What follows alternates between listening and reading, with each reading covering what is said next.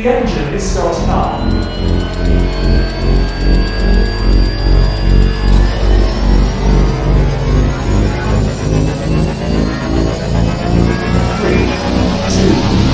1.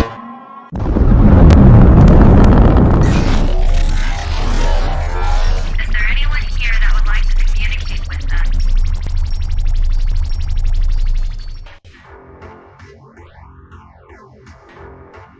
Putting a dip in your hip, a glide in your stride. Welcome to the mothership, the home of the travelers of the universe, with shows throughout the week. Everything you want, everything you could need. From the paranormal to the supernatural, from the spiritual to the unknown, from emotions to comedy. You can find us at Facebook, Twitch, YouTube, TikTok, Instagram, and so much more. This is R.I.F.T Nation Network, the RNN. And now, your featured show. Shall we begin?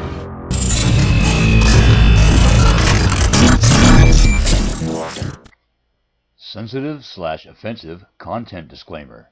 Please note that this podcast may contain material that some listeners may find sensitive, offensive, or disturbing. We strive to create respectful and informative content, but topics discussed may include mature themes such as violence, explicit language, or controversial subjects, triggering content including discussions related to mental health, trauma, or other sensitive issues, explicit language. Occasionally, our guests or hosts may use strong language. While we aim to handle these topics with care and empathy, we encourage listeners to exercise discretion.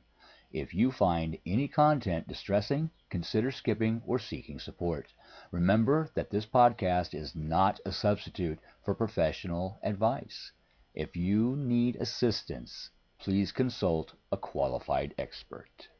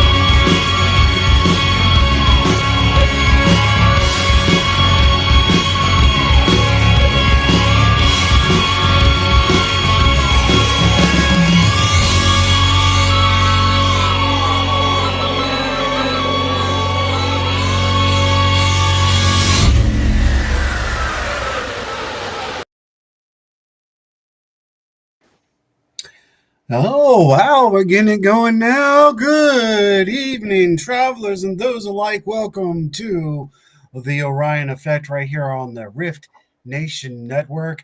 I am the quintessential social media hitman himself, Ed Odell. And I'm Rhonda Harris. She is... You're not Ed Odell. It says your intro. Oh, well, yeah, that's gonna... I know what's going on with that one. I know, I'm intro. That's my intro. new one. That's my new one. I am now intro. That's okay. So what happens is when we do the overlays, it looks like when I do the overlay, it captures my name. And if I change it, it changes another. What's cool? No problem. It's work in progress. Work in progress. That's right. That's right. We have a great show for everybody tonight. I want to thank everybody for tuning in who has never been here before. Welcome. If you're a constant traveler, welcome.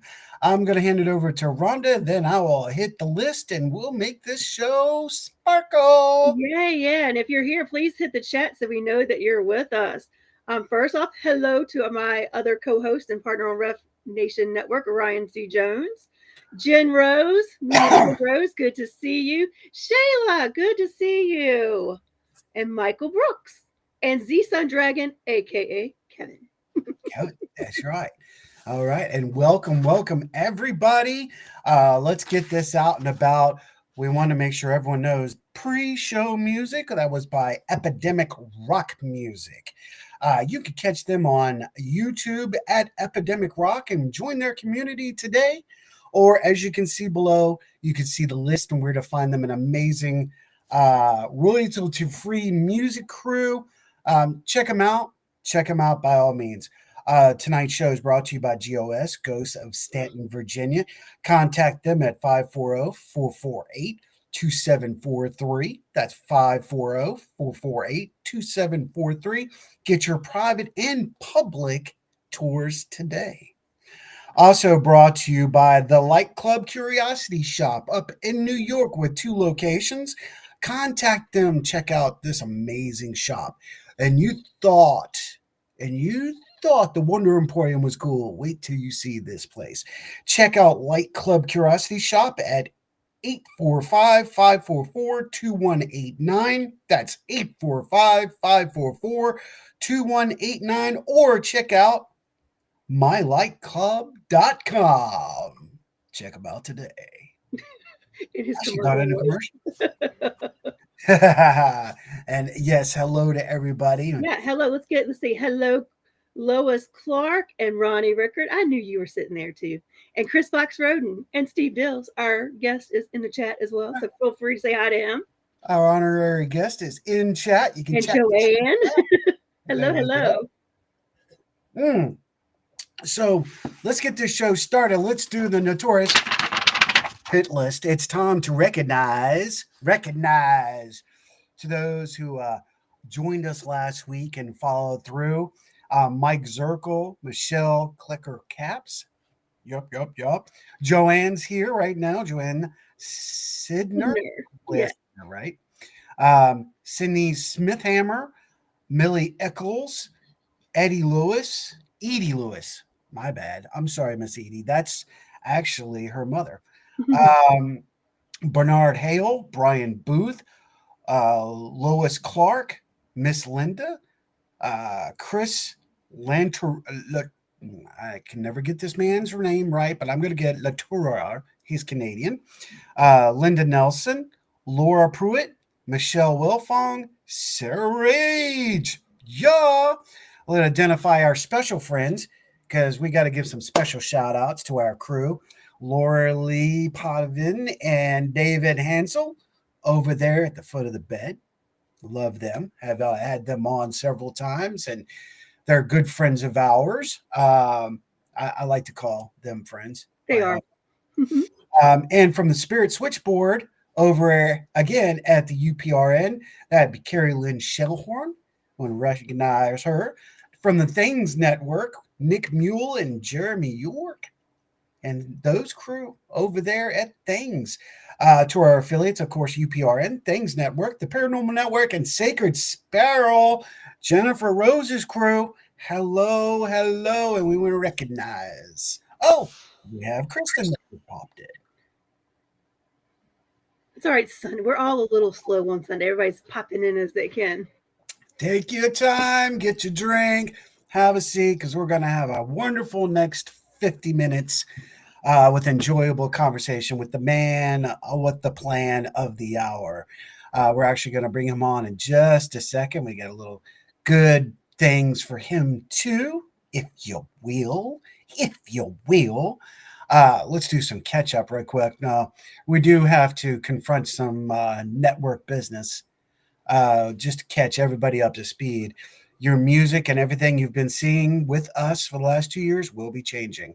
We will no longer be affiliated with Dark Cabin Productions after the following week and a half due to monetary reasons that are not explainable. I'm not even going to get into the detail. So the music will be changing. There'll be different formats coming out. So there's going to be a little bit of a different look. We're actually going to lose the intro, unfortunately, to the network. There'll be a new intro put out by our promotional person, if you will. Miss Joni Templeton Skinner is creating a new intro for us. And reasons being is because the monetary systems between YouTube and primary Facebook are causing a lot of issues, and you guys can't see us because of that. So we are attempting to adjust our schedule, adjust how we do things around here. So you will be seeing a little different, hearing a little different very soon. So handling that, we do have 2 new shows coming to the air, possibly 3. We'll see. And then we they're going to come and go. It's a roller coaster ride. This is how we roll. You know, people come in, they got the passion, they stay. You know, if they don't have the passion, they don't. And some people just, you know, it's a learning process for a lot of people, and everybody's enjoying it. So where you can enjoy, great. If we can't, we make the best what we can for you guys, the travelers and those alike, and for our staff. The best we can, we communicate the best we can. So therefore, we're making more changes to progress our future with everyone. So Miss Birthday Girl, Birthday Girl in the house. Yes, Can y'all yes, yes. believe that? Oh my goodness, someone just had a birthday. I wonder who it was. Might have been me. No, not you. How Yep. was your birthday, Bob? It's been a whole weekend of birthday. It's been a whole weekend Oh. of birthday. So Oh, you've been celebrating all over town, have you? I have. I've been from Mechanicsville to Powhatan to Richmond. I've been everywhere. Everywhere. Everywhere? Everywhere. Everywhere. All over the I place. love it. You know what? I was going to play Happy Birthday, but did you know I can't do that? Is it copyrighted? It's copyrighted. Happy Birthday is actually copyrighted. So, you know, everyone please wish our wonderful hostess of the show, Rhonda Harris, a happy birthday. Thank you. Thank you. Thank you. What a wonderful time. Now, I know we got some comments in there, and I'm going to let you jump on the comment train real quick, see what's Alright. going out there while I prep for Yeah, there's some good stuff in the comments. So Ryan said it's going to be a fun show for sure. Not wrong. Let's see. Ronnie said something funny. He said Steve Dills TV. TV. Oh, Ronnie. Entertainment while working at Pizza Hut. Well, you know, we aim to please to entertain.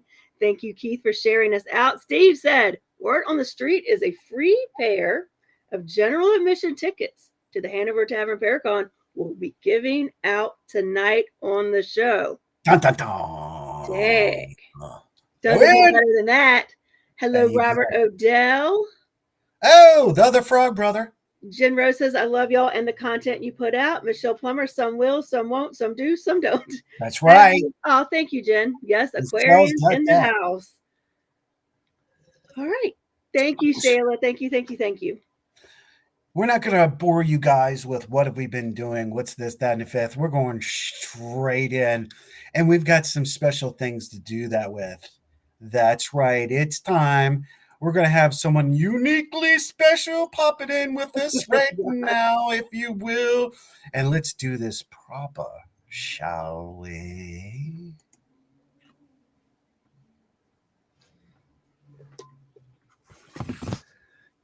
Click.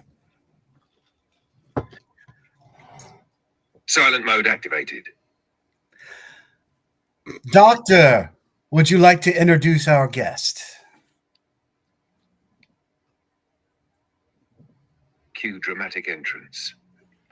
Ladies and gentlemen, travelers of the cosmos and beyond, tonight on the Orion Effect, we're honored to host a true connoisseur of history and the paranormal. Hailing from Hanover, Virginia, we welcome Steve Dills. He's the current director of the historic Hanover Tavern, the mastermind behind Transcend Paranormal, and the historian for Ghost Finders TV. With a resume like that, he's got stories to tell and mysteries to uncover. So buckle up. Tonight's journey promises to be absolutely unforgettable. Welcome aboard, Steve. Ladies and gentlemen, Mr. Steve Dills is in Hey. the house. How's it Welcome going? to What's going on, man? Welcome. It's your first time here. How do you like our home? I like it. It's nice and cozy. I like the candles that you did back here. I really like that. We got some things going on, Yeah, right? and you guys brought complimentary coffee and everything. I was like, damn, Hey, man, you this is didn't even see nice. what Set was the in green the room up, man. right.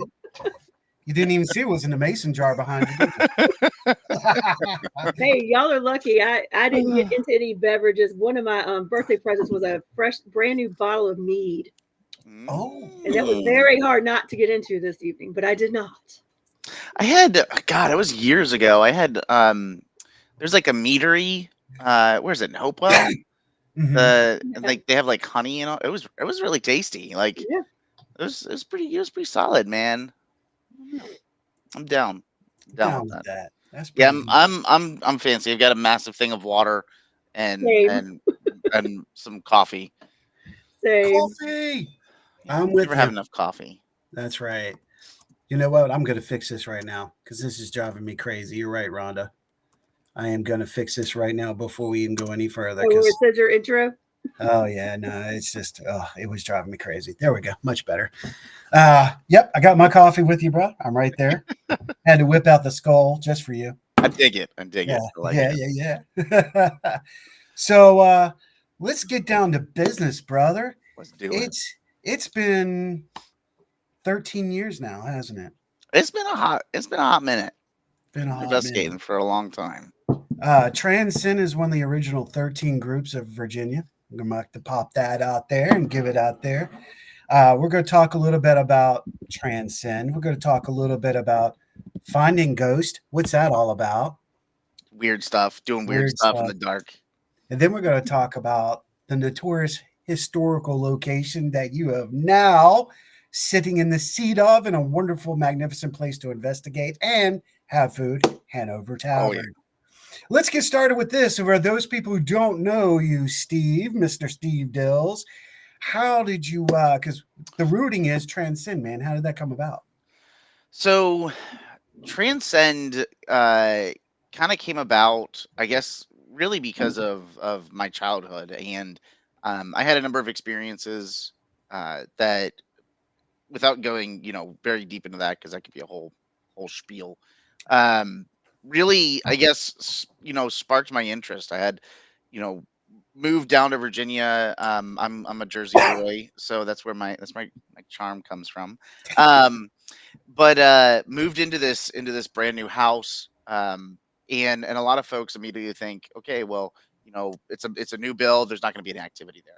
That's a Right. lie. It was very active, scared the hell out of me, and to the point that, like, I, amongst other things, was sick constantly, um, and ultimately I did not want to spend any time there. And so we lived there for 2 years, and it was a nightmare. Um, we ended up moving into a new house. Everything stopped, but I know, doesn't it, Ronnie? I like this. And when I guess when I started to get older, I started to kind of like dig into that question of, like, why did that happen to me? Mhm. Um, why did that happen there? Why was I experiencing all these sorts of things? And so that just kicked off this interest of going and exploring. And the very first thing that I did was I joined what was called the Richmond Paranormal Society. It's still around to this day. But at the time, and Howard, you probably remember this, there was some like 13,000 members in that group. Yeah. And it was a massive group, and it was part of a meetup. And so they'd post and say, okay, well, we've got this location. We can take the first 10 people to reply to this comment.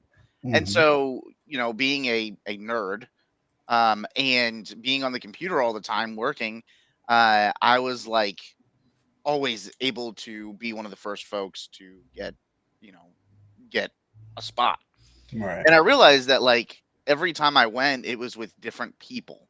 And on my very first investigation, I realized that it's probably not a good idea to just hop into a building with like 15 or 20 other absolute strangers, cut all the lights off, and just pray and hope for the best. And like, Right. you know what I mean? Like, Yeah. Yeah. All too well. I'm like, I'm gonna get shivved. Like, I had no idea, right? So So I met some like-minded folks, and we decided, we're gonna kind of we're gonna take this a little bit more seriously. We're gonna start investigating, and we're gonna do this in a way that we feel safe and we trust everybody around us, so that people have our backs. And so that's how Transcend started. It was just three or four of us, um, trying to just explore the paranormal and understand, you know, I guess pique our interest of what's going on. Yeah. Um, and then it kind of just took off from there. We started investigating a couple locations.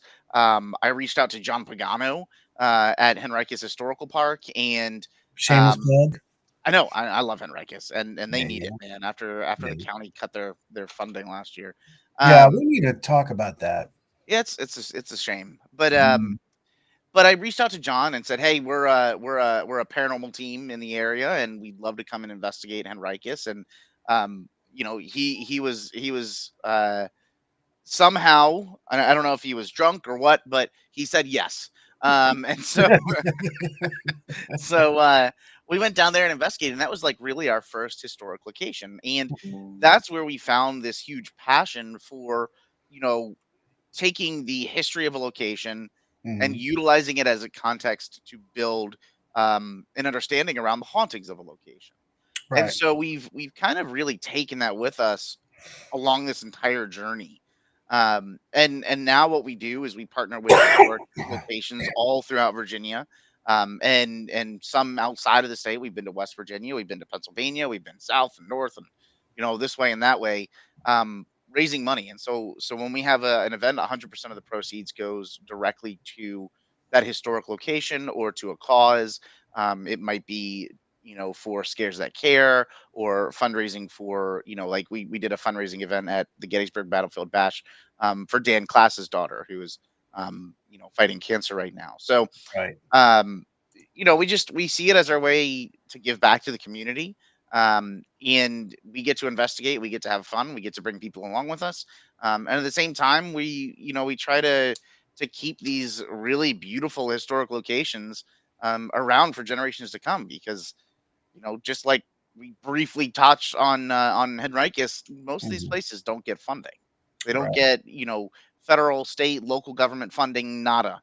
It's all about people being aware that there is a historic site there, and then having an interest to actually go and attend. And that's where they get their funding. So if we can help some of these places, like, that's awesome. And not only do we get to go and explore and investigate them, but other people get to as well. And that's what it's all about. So Well, going back a little bit, if you will, we were talking about, Richmond, etc. I would say probably U.S. Ghost Hunts took that method and has doing or attempting to do something with it, and not negative or positive, but I would say the formula was there of what Richmond Haunts did. Um, as far as meetup, and you're right, it was a large crew. yep. Out of that crew, I think some of the original crew came out of, if you will. Also, I mean, you got to give props to groups like Seven Cities that was Hmm. around, Bedford Paranormal, Yep. Tri Cities.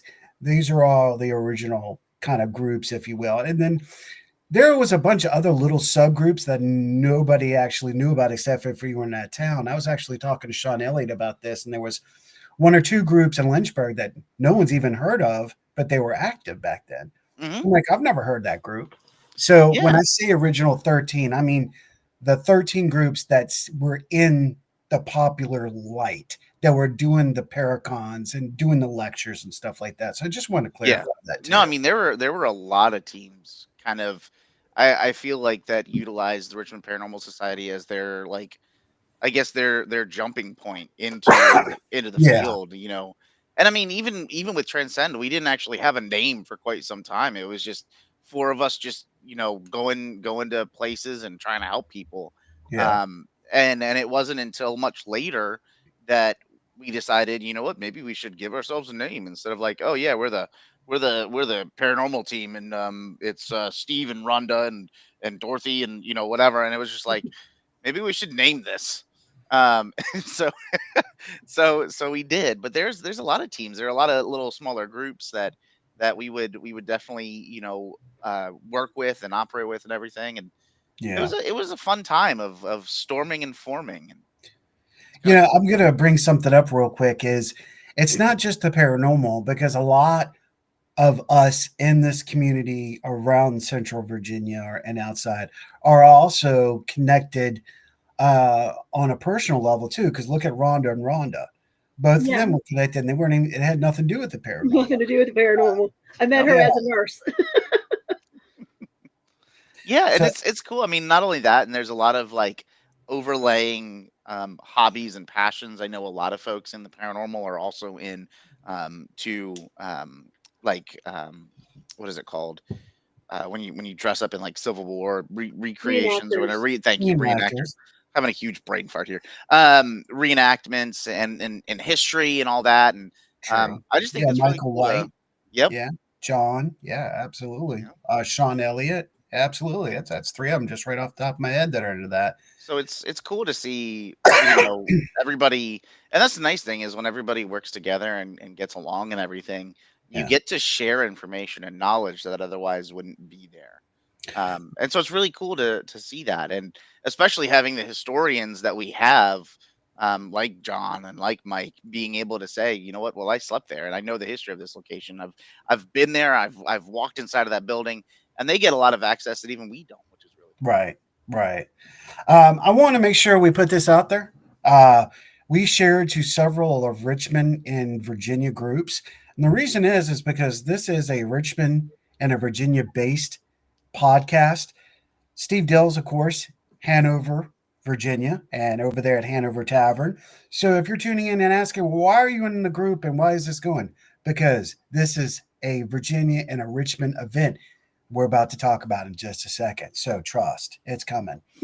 Um, with that being said, Steve, let's get some props, man. Give the shouts out to your team. Get them out there. Let's do that Yeah. too.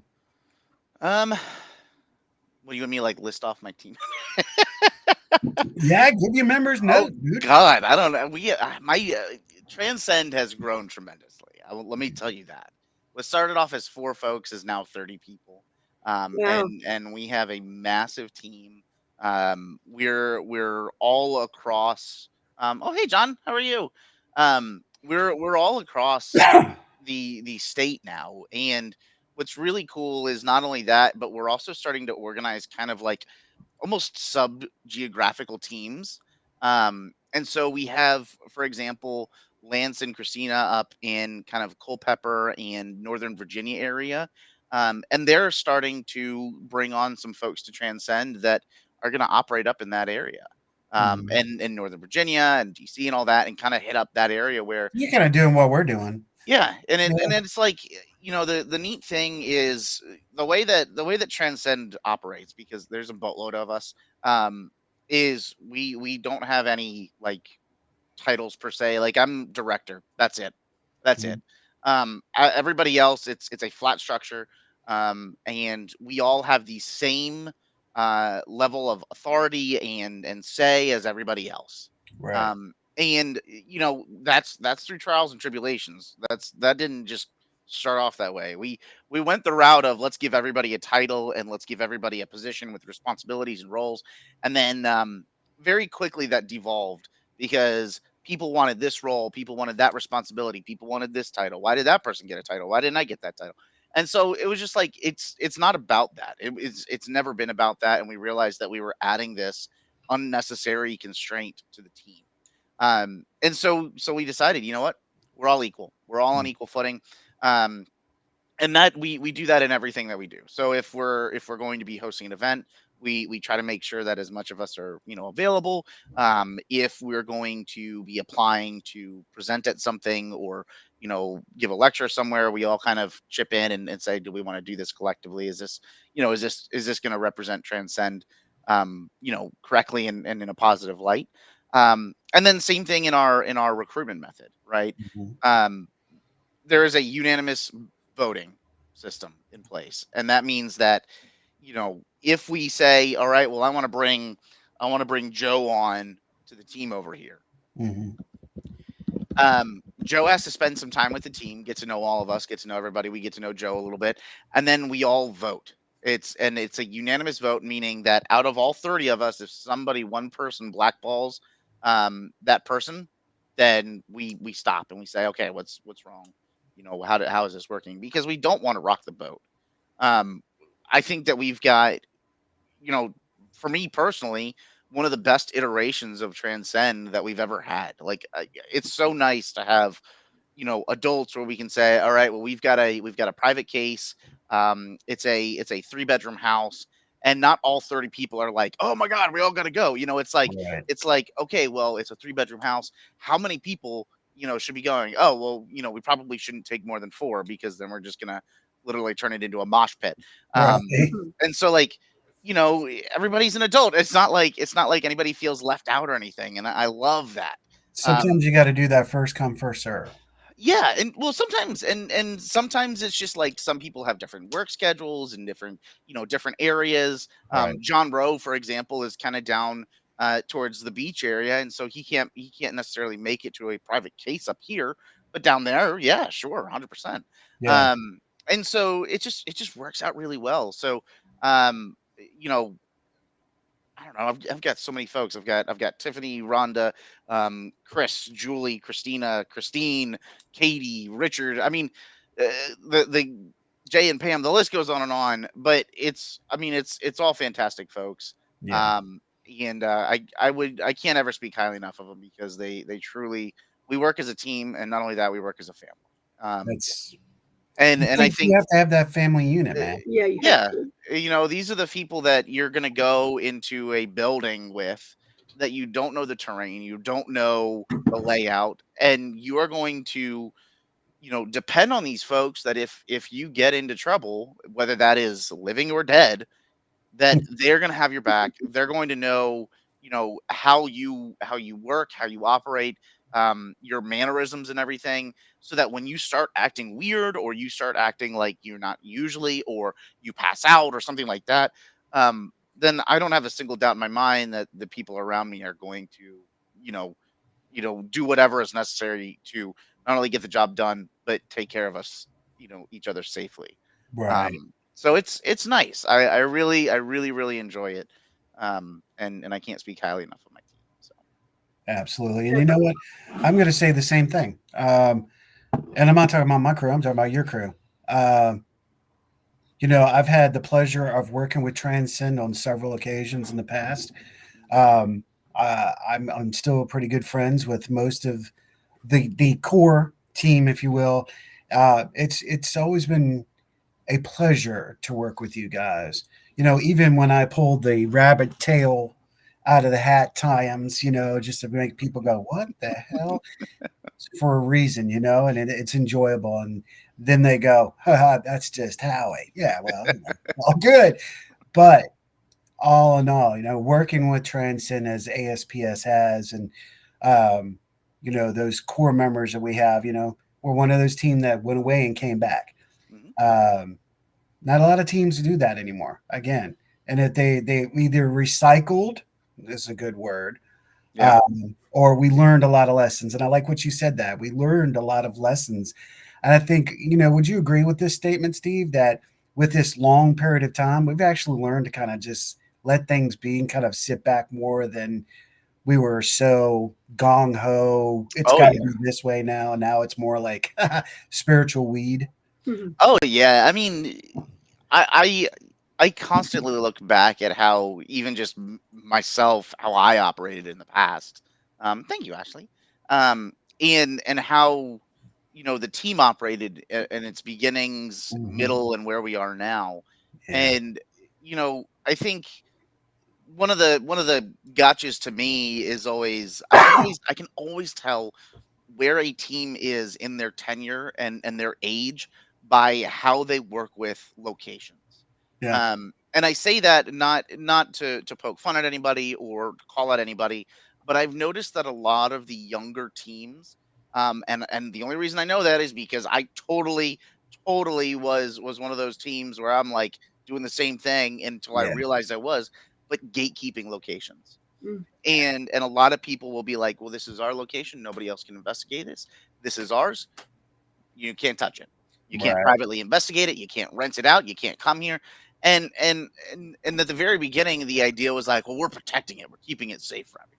Yeah. And then I'm like, well, why? Like, what is that? What good is that doing? That's actually harming the field as a whole. Because if you look at any scientific methodology here, it's all about, can we repeat whatever that data is that we're getting? And There when it is. we're the ones going in there saying, okay, yep, well, we always get it. Um, that completely rules out the possibility that anybody else is also experiencing that thing. Yeah. And so I think that's a huge disservice to the location. And I think that these historical locations are meant to be shared and learned from, and utilized as an instrument for education.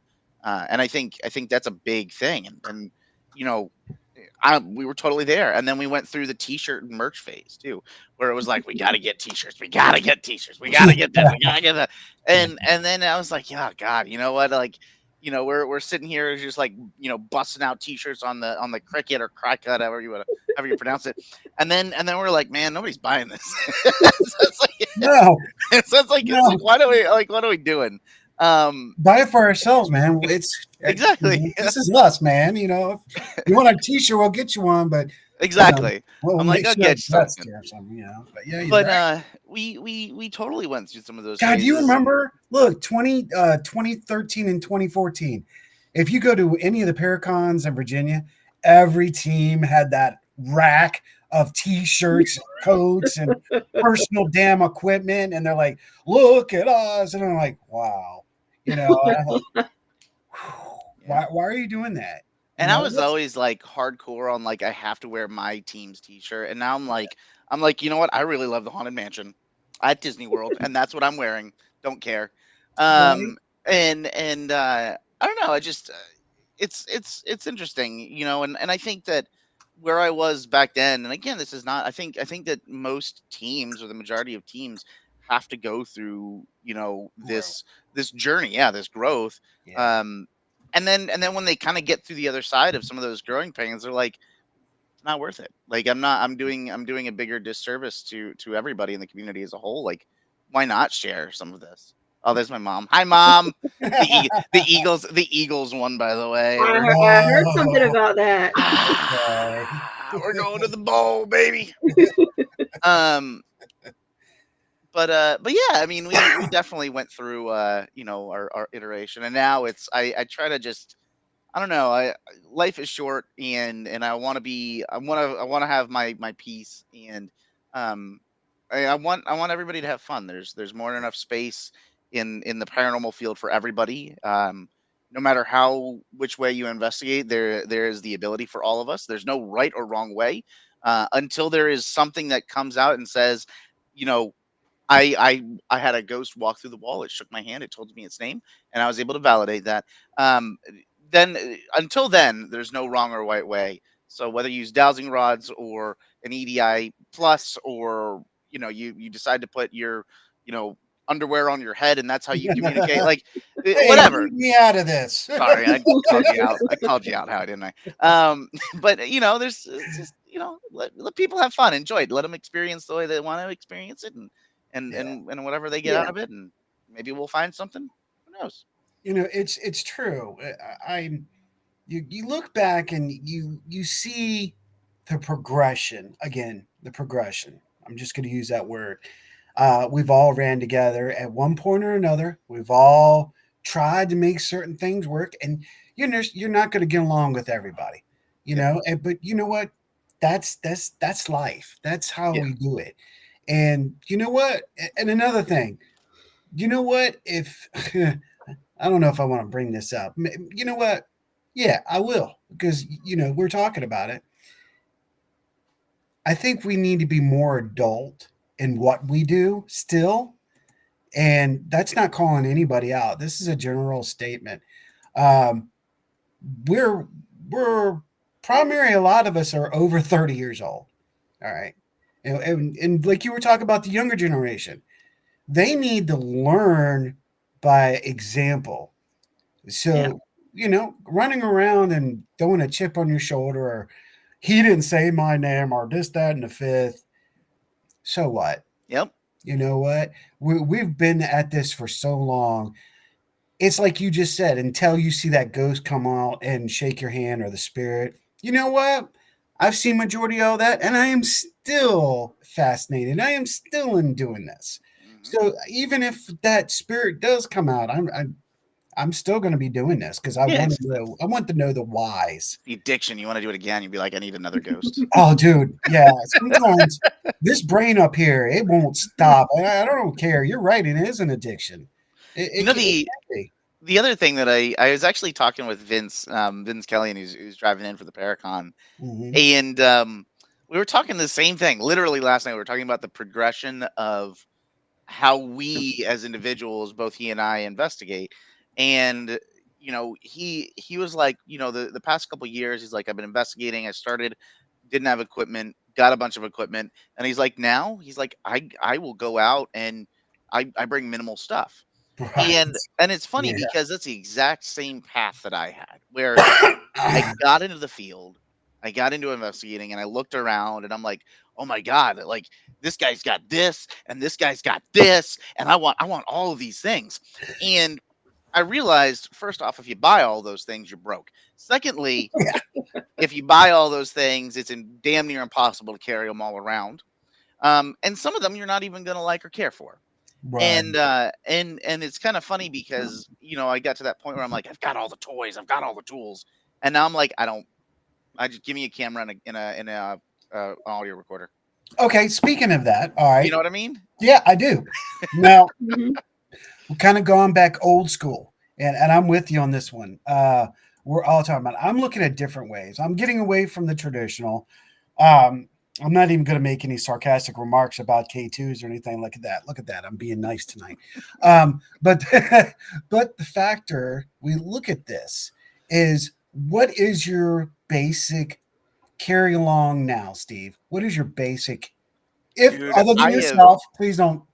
You know. I have yeah, I have really narrowed it down quite a bit. I still carry around my cases of equipment in my car.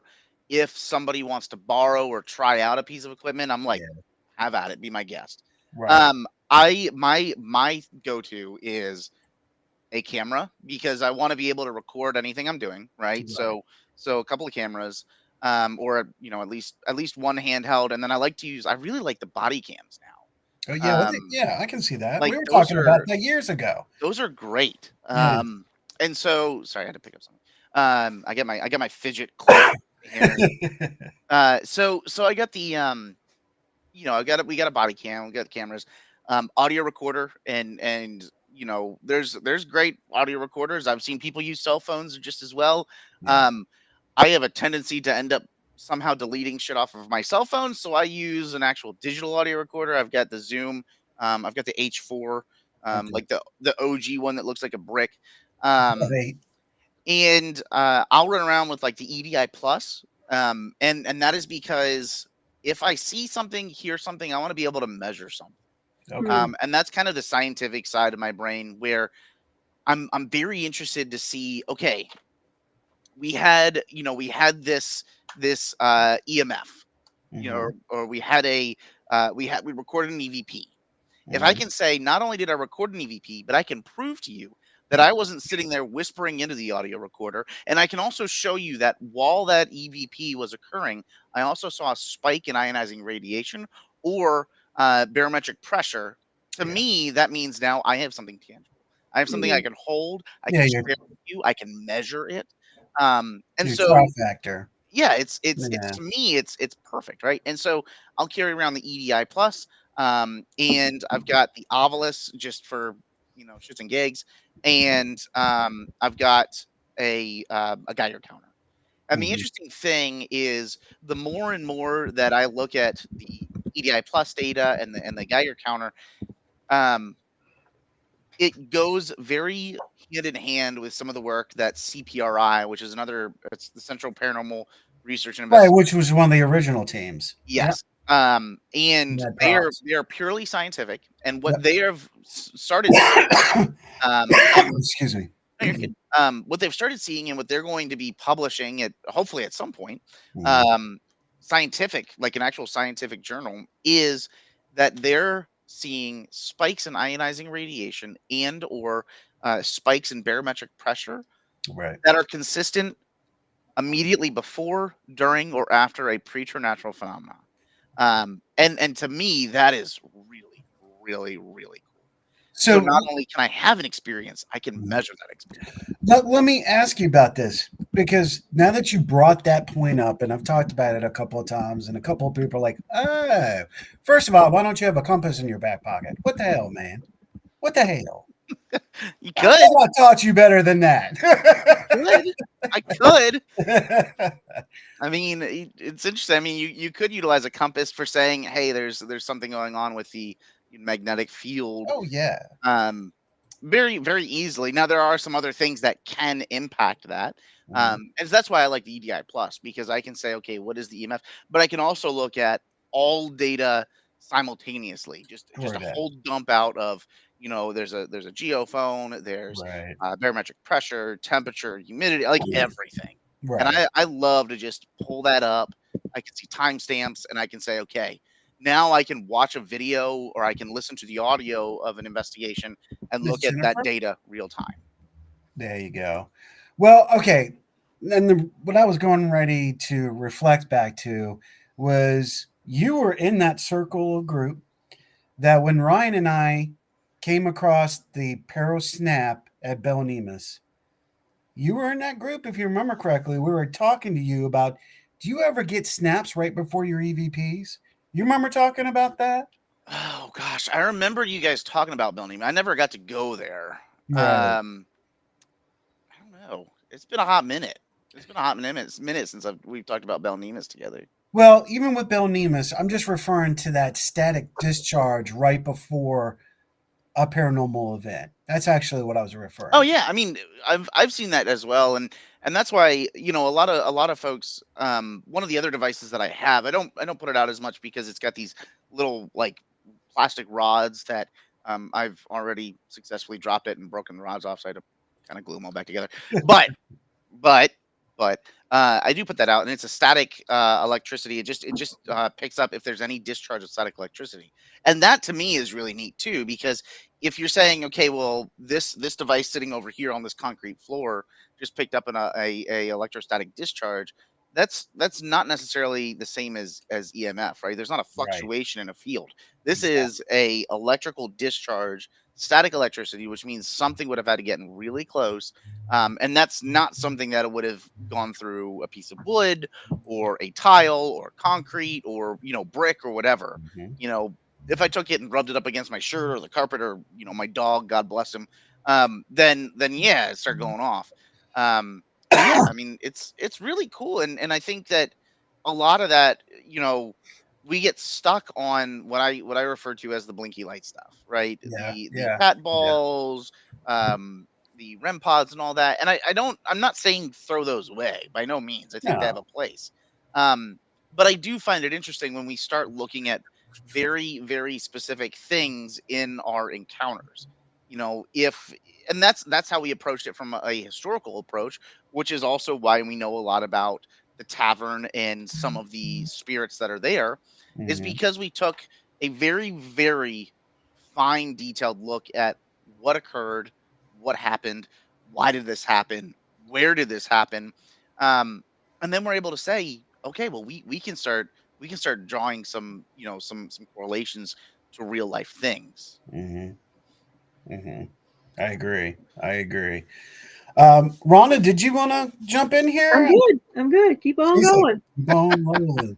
You Keep kind of have on. a way you want to go with it, so let's go. I'm good. Proud Mary, keep on rolling. So, okay, let's look at that transition because if you have the time, we can go longer tonight, or if you're on a cap time, let Yeah, us we can know, we can probably go a Rhonda. little bit longer, Okay. so long as you guys are okay with it. I'm good. Oh, I'm good to roll. I About mean, yourself, Rhonda? I I'm can good. always I can All talk right. to the goddamn cow. Excuse my French. I can talk till the cows come home. So Well, with that, I don't want. Yeah, right. Point. So, with that being said, So let's get into the real meat and gravy. Let's get in here to why we're bringing you in tonight. So those people out there that in Central Virginia maybe can get into Virginia by next weekend. Let's talk about the Paracon. All Let's right. talk about that, man. How did this thing come about? I know this is what the second year. Is that This right? is More than that, because this will be like my third or fourth one I've gone to. yeah, I can never remember correctly because we were going to start the Paracon in 2020. Okay. And it was going to be in January. And I know that hey Tavia, I know it's going to be fun. I'm excited and I'm glad you're coming. We started the Paracon in January, and a lot of people are like, why in January? And I'll tell you why in January.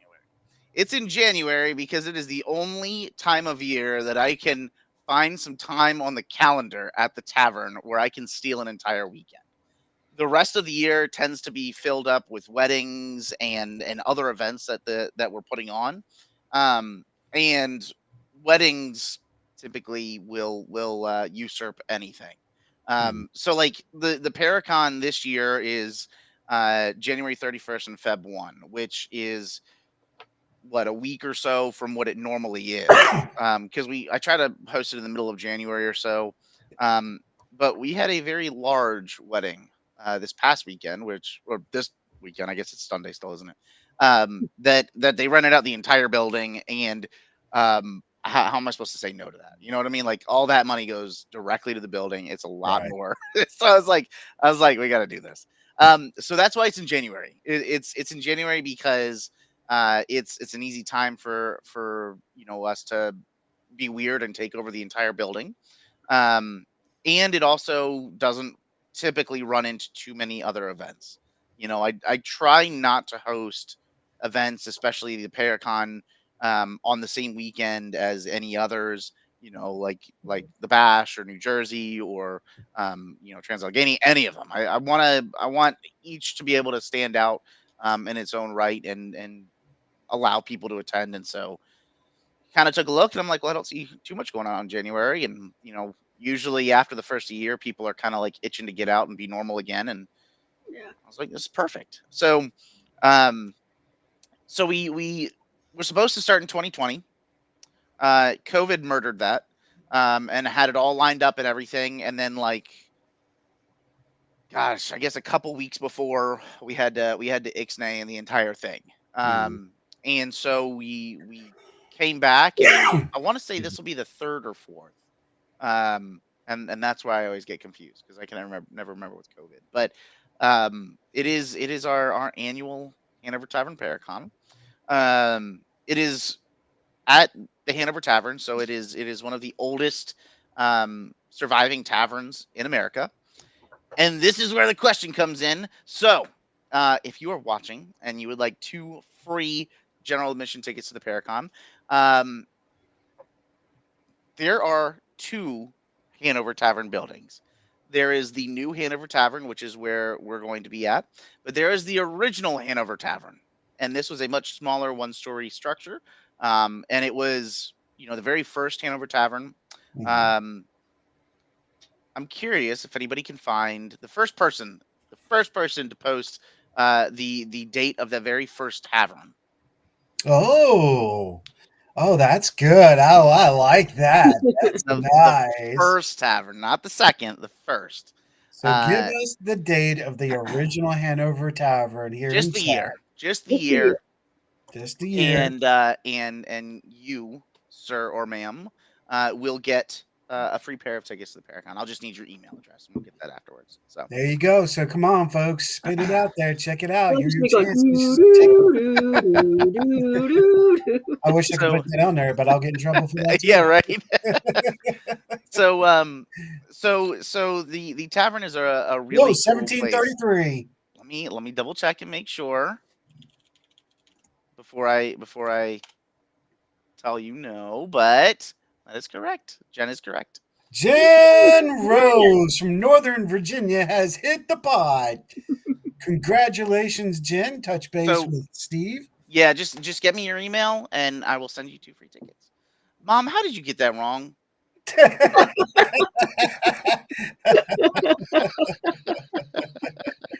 Now they're falling all in line. We're working hard here. We're all trying.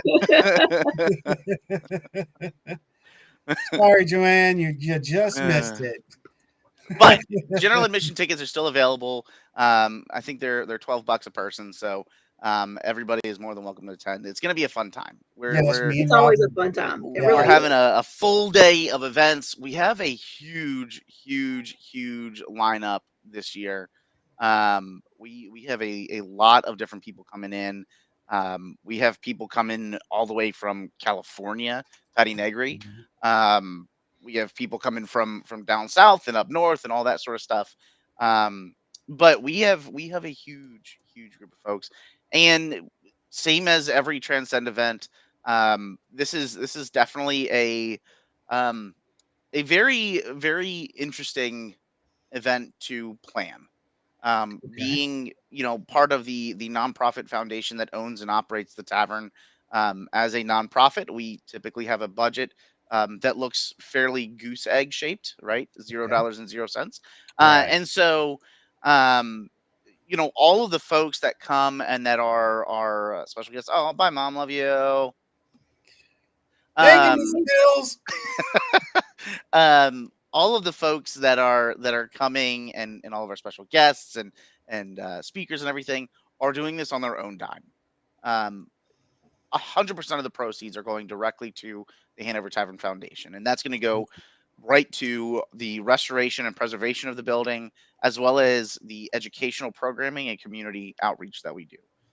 Every year, and I say we, by the way, because I was the president of the Hanover Tavern Foundation for the Mhm. last 3 years, and now I am retired. No, I'm just kidding. I am now the immediate past president, so I am still on the executive committee. I still am extremely involved.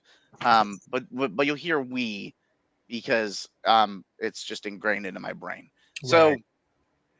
um, every year we host somewhere between 2 to 3,000 school-aged students, and we bring them in through field trips, and we teach them Civil War history, American Revolution, all the way through Virginia history, U.S. history, the whole kit and caboodle, and that all goes towards their SOLs. And so some of those schools, don't have their students don't have the funding to be Yeah. able to attend and all that, and so this money will go towards that as well. Nice. So it's a great way to give back to the community. It is a great way to benefit the kids. Here in Central Virginia, and sometimes they'll bus in from a little bit further, but it all is going for a good cause. It's not lining anybody's pockets. It's not going to anybody. It is going straight to the foundation to benefit all this. So it's great, and I very much so appreciate the folks that come and are our special guests because they get it, and it's very difficult to find folks that get it, right? Mhm. Um and and i i understand, however, that sometimes it's just not in your cards to travel and all that sort of stuff. There are a lot of folks that would love to come and attend, and they just can't make it work, and that's a-okay. I totally understand that. I'm never going to ask somebody to sacrifice something to be part of this. And I appreciate everybody from the volunteers to the people that are buying tickets and attending, to our special guests and our teams. I know John Sullivan's in here. FPRI is going to be one of the teams that are helping lead the investigations. I was about to um say, hey, let's do some shining on what actual events are going to take place. yeah. The people that'll be speaking, and then what the event Yep. of that night. Let's So get it out there so people let's want to come. let's start from the beginning. So this Friday night, we are going to have what I refer to as Friday Night Fright. And it's kind of a VIP event. It's going to start at 6 p.m. and we're going to have a cocktail mocktail hour from 6 to 7.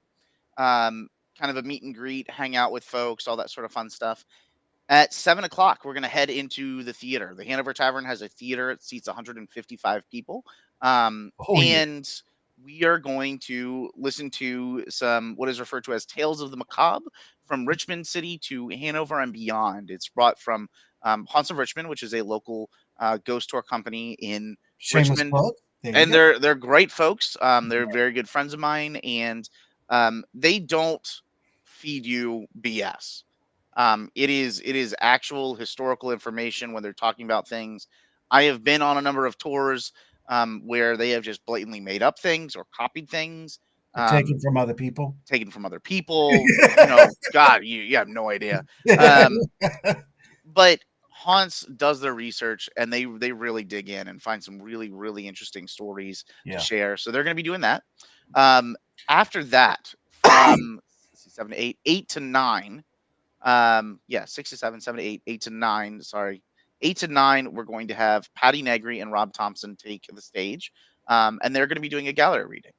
Oh, Um, really? Yep. So they're going Oh, to be doing a nice. gallery reading, and they did one last year, and it was phenomenal.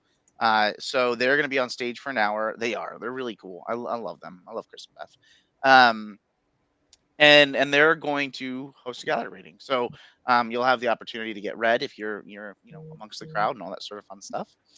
And then immediately after that, because there's not enough things, from 9 to 10, we are going to be having Ron Iacovetti, and unfortunately, Lourdes, his prettier half, sorry, Ron, is traveling down to be with her family in Florida. But Ron will be there, and I think Anthony Simonelli, if I remember correctly, Okay. to lead a digital seance. Um, Wow, dude, you got a whole freaking Friday night. That sounds really.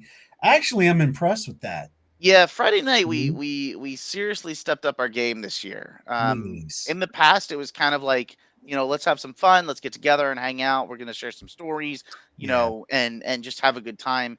And this year, I don't know, it just decided like let's build in some real meat to this. Yeah. Um, and so we did, and it's great. Like, tickets are seriously moving for Friday night, and I'm excited because it's going to be a much smaller, kind of intimate thing, Yeah. and I think it'll be really cool. I think people are going to have a lot of fun, and my hope is that the way that we built it out, one will kind of like trickle almost into the next, right? Hearing stories of haunts and everything right where you're sitting, Mhm. going into a gallery reading, and then following that up with a digital seance where you're going to be, first off getting messages from Patty and Rob to hearing messages over the Staticom session over the digital seance, and You mind if I jump I'm in there at excited. that? Yeah, for Yeah, sure. let me jump in. I just want to get some pump in there. I'm like, because I have spent plenty of time at Tavern, ASPS again, working alongside Transcend in those times. I can tell you right now that theater is highly active. It You know, is, it and that's the is, cool thing. We're gonna yeah, be doing like a gallery reading and a digital seance in one of the more active spots in the tavern. absolutely. That's why I'm going. Oh, that man, that's sad. I got to work. That would have been fun as Yeah, I can hell. say the digital seance. I sat in on that last year, and that was so much fun. It So is. what's it Oh So my like, much Rhonda? fun. god, it's so cool. Rhonda, Huh? what's it like? What's a digital science seance like, Rhonda? Well, I'm not real techie, but I mean, it's really they have voices coming through technology that they've created that kind of Okay, picks up things differently. It's reading static in the air, and it's phenomenal. okay. It's It's so what they built out is, and I can't remember the software that they're using, Mhm. but it is a piece of software that out of the box in and of itself isn't going to do much. But Ron and Lourdes and a couple other folks over the years have really like built in these very intricate systems and everything. And again, I'm kind of with Rhonda here. As soon as I start talking about like, oh yeah, they changed the whatever, I and guess. somebody's gonna be like bullshit. So I have I don't know. a thingamabobber over there. Yeah, they turned that dial right there 10 degrees. But it's all white noise, which is Okay. really interesting. So like a lot of if you're utilizing the Estes method and you've got the Echo Vox, it's pre-populated words. If you're Okay. using the the Ghost Box or Shack Hack or whatever, it's utilizing um, the the radio waves. Thank you, Ryan. I Mhm. appreciate that. And so it's already kind of got that media that's already out there, right? It's Right. already out there in the world. There's already words that are pre-populated to be said, or it's picking up the local radio station. This is completely white noise. So there's not a slew of outside interference that is coming in. You're not picking up, Kiss FM or Yeah. 102.1. It Right. is straight white noise, and then Okay. they put it through some filters and modulators and all that sort of fun stuff, and then they pump it out. And the like last year was phenomenal. And what was really cool is when because I snuck in there for a little bit and I sat right up at the front next to Ron, like I always do, because I always like to be like, what's he doing on the screen? um but I asked a question that I asked at the Gettysburg Battlefield Bash a year prior, Hmm. and I said, "Hey, we talked about something," and it was interesting. It was about a Virginian Algonquin word that I picked up that we recorded at Henricus Historical Park. So we're just going full circle here, but um, I asked about that at the bash, and I got this particular word. Went to the tavern, and I said, "Hey, do you remember that word that we talked about at the bash?" Got the same thing, and it's not English. It's not English. It's Virginia Algonquin. Okay. So it's Very it's just it's nice. just really really really cool. Like, Wait. You were at the bash and you got a Virginia Gauntlet definition or mhm, understanding? Oh wow, yep, that's actually impressive. Actually, yep. a lot of people are Um, not understanding what you're saying. So just letting you know what do you mean Virginia Gauntlet? Yeah, so Virginia Algonquin. Sorry, I should have probably said that. Virginia Algonquin is a dialect of Algonquin, which is the speech or the language that the Native Americans in this area, and actually quite a bit up the East Coast, would have Yeah. spoke. There were different dialects, just like, if you take English, you've got different words and sayings, and if you're in England versus Australia versus the US, and even in the US, there's tons of different dialects. Um, and that's the same with Algonquin. Virginia Algonquin is a little bit different than, if you would go a little bit further up, the next state up or whatever. Right. There's a lot that kind of can overlay, but Mhm. there is also a lot that is very unique. And so one of those words is the way that they say hello.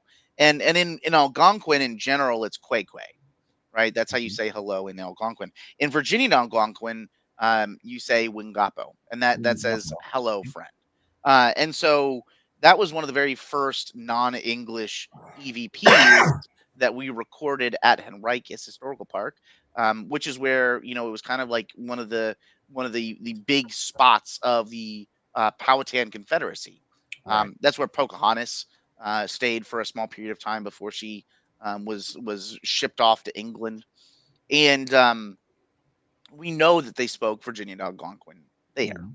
Um, and so it was one of the coolest things to get this non-English EVP. But now I'm going to Gettysburg. Mhm. Oh my God, what are you doing, child? My kid has like a face mask and like a what is that? Oh, she's doing a spa thing right now. She's got like stuff all over her face Oh, right those sheet masks on her face, probably. and on her feet. Okay. Um, so They so need love too. so to get this Virginia Algonquin word,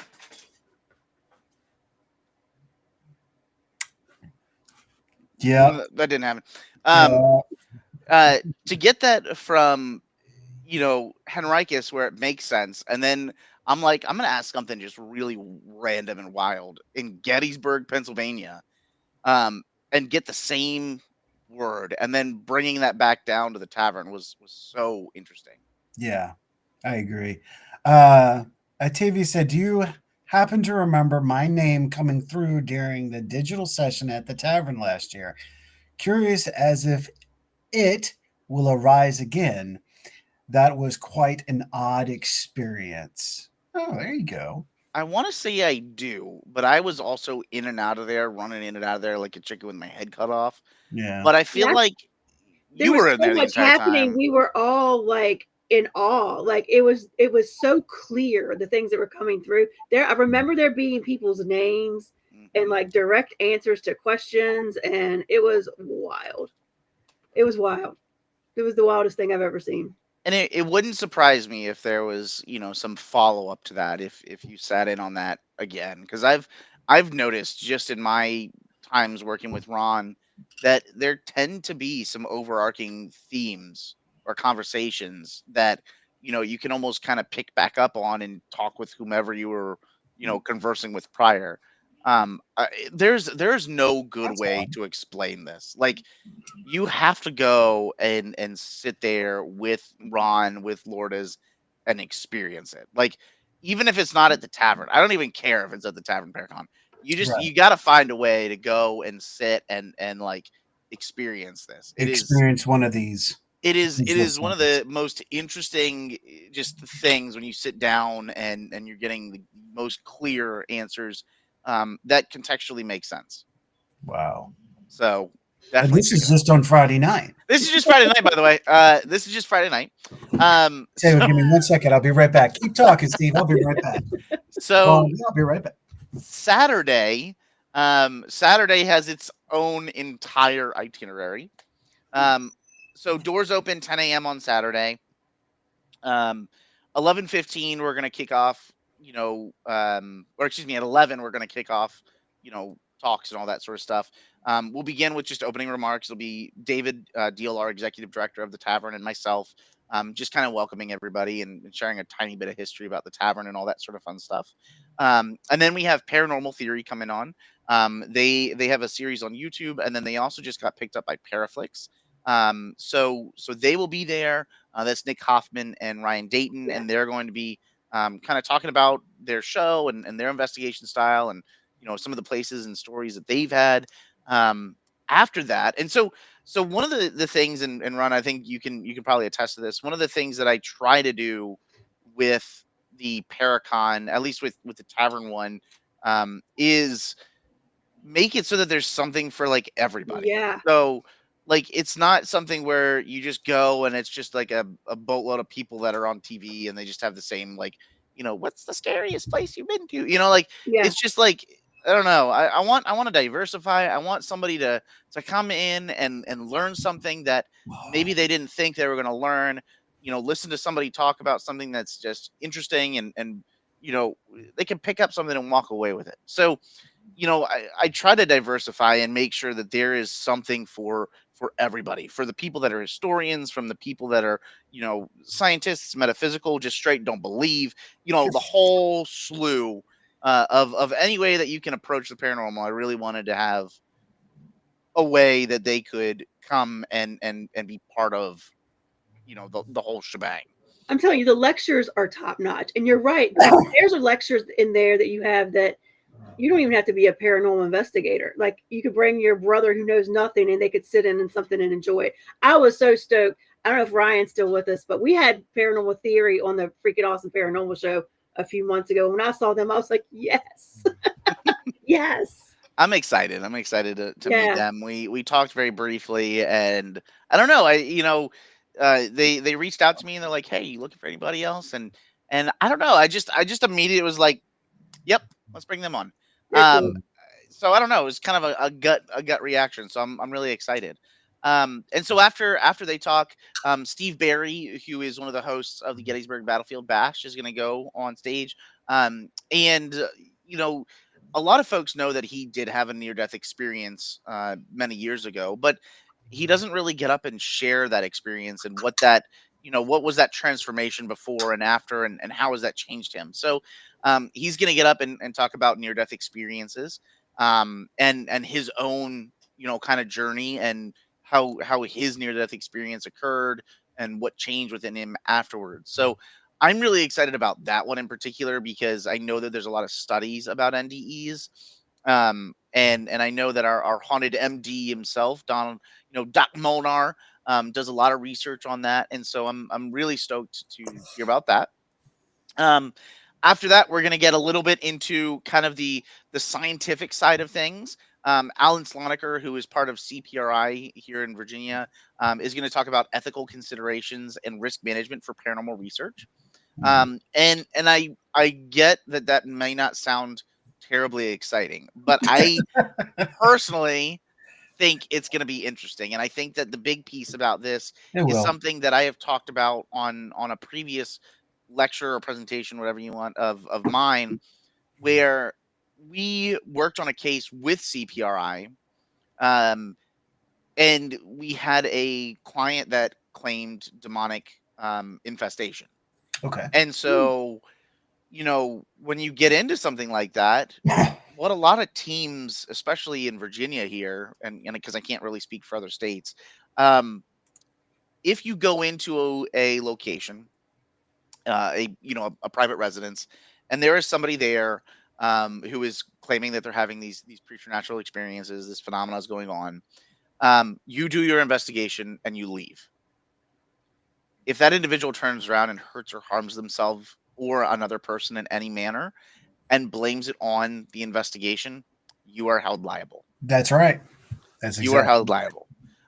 And so I think that that's something that a lot of us don't think about before going into some of these private residences, or how strong the power of suggestion can be.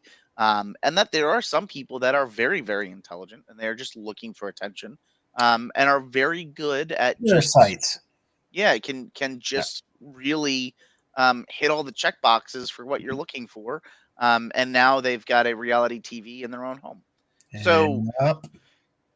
I think that this is going to be really, really great for folks, for team members, folks looking to get into the paranormal, getting out and wanting to help people, maybe by going into their private residences, their homes. There's a lot to consider before you even step foot onto that property. There Yeah. is a lot of work to be done. And I think that this will be very, very helpful for that. So, You know what I'm going to say? Just because of that, that's the best reason to go to this this convention. Mhm. I really, if there's one point that I would say, would be that point right there, because it's coming down. It's not just about the safety of the team. It's about the safety of the client, mhm. and maybe it's the maybe the spirit has the issue with the client because the client probably is the one with the problem. You never know, but you need to protect yourself and you need to know how. And I love that factor. It really needs to be talked about because not talked about in the past. Yep. So we're gonna cover it, and Yeah. I'm all there for it because I want people to explore the paranormal, but they need to do so safely and make sure that they're not going onto a piece of property and getting themselves into hot water immediately. So, Or even um, taking pictures where they're not supposed to take pictures. taking pictures, I've seen teams live stream private investigations at residences and homes, and I'm like, oh well, I know where their TV is now. I know where their jewelry box is. And, like, it's just like things like that. I don't think people really, really like take note of They immediately. don't. And then in fact that every state has a different violation law. So you need to check your state laws too, because actually in the Yes. state of Virginia, and maybe this is one of the issues that'll be brought out or whatever, if you take a picture of somebody's home, they can actually claim that picture. You don't have rights to that picture. You have to get permission to use that picture. A lot of people don't know that. You can get sued for that. Yep. And Jen made a comment around claims of demonic infestation and oppression. Yeah, Mhm. it's a lot of people are under the pretense that you can just say, oh, you know what, I need an exorcism. I'm just gonna can you come on over? Yeah. And that you can't Yeah. do that. You can. There is a whole slew of scientific work and making sure that if somebody's got um any medical issues or concerns. Maybe it's some of the medicine that they're taking interacting with, another medicine that they're taking. Maybe they need to work through some things with a psychiatrist. I mean, there's so many things that need to be done before you can say, "Oh yeah, demonic." Right. Yeah, we Um, had a case this year of that too. We yeah, sure and did.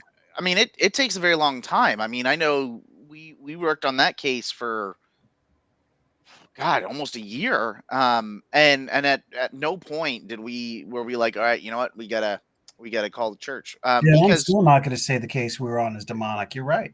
there's just so much work to be done, and there's so many other factors that can play into that, and Right. you've got to be very careful and very considerate of those things as you move through your investigation. Right.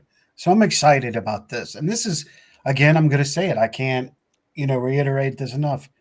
This is an opportunity for people to go in and listen and learn the rights and the wrongs. And, if I'm going to say it, I'm going to say it out loud on air. I'm going to tell you, you need to go check this out This right And here. they'll be there all day. Alan's going to be there all day, as well as the rest of CPRI. So, and all of our speakers. So, you have any questions or anything like that, you can always reach out to them afterwards and while they're there.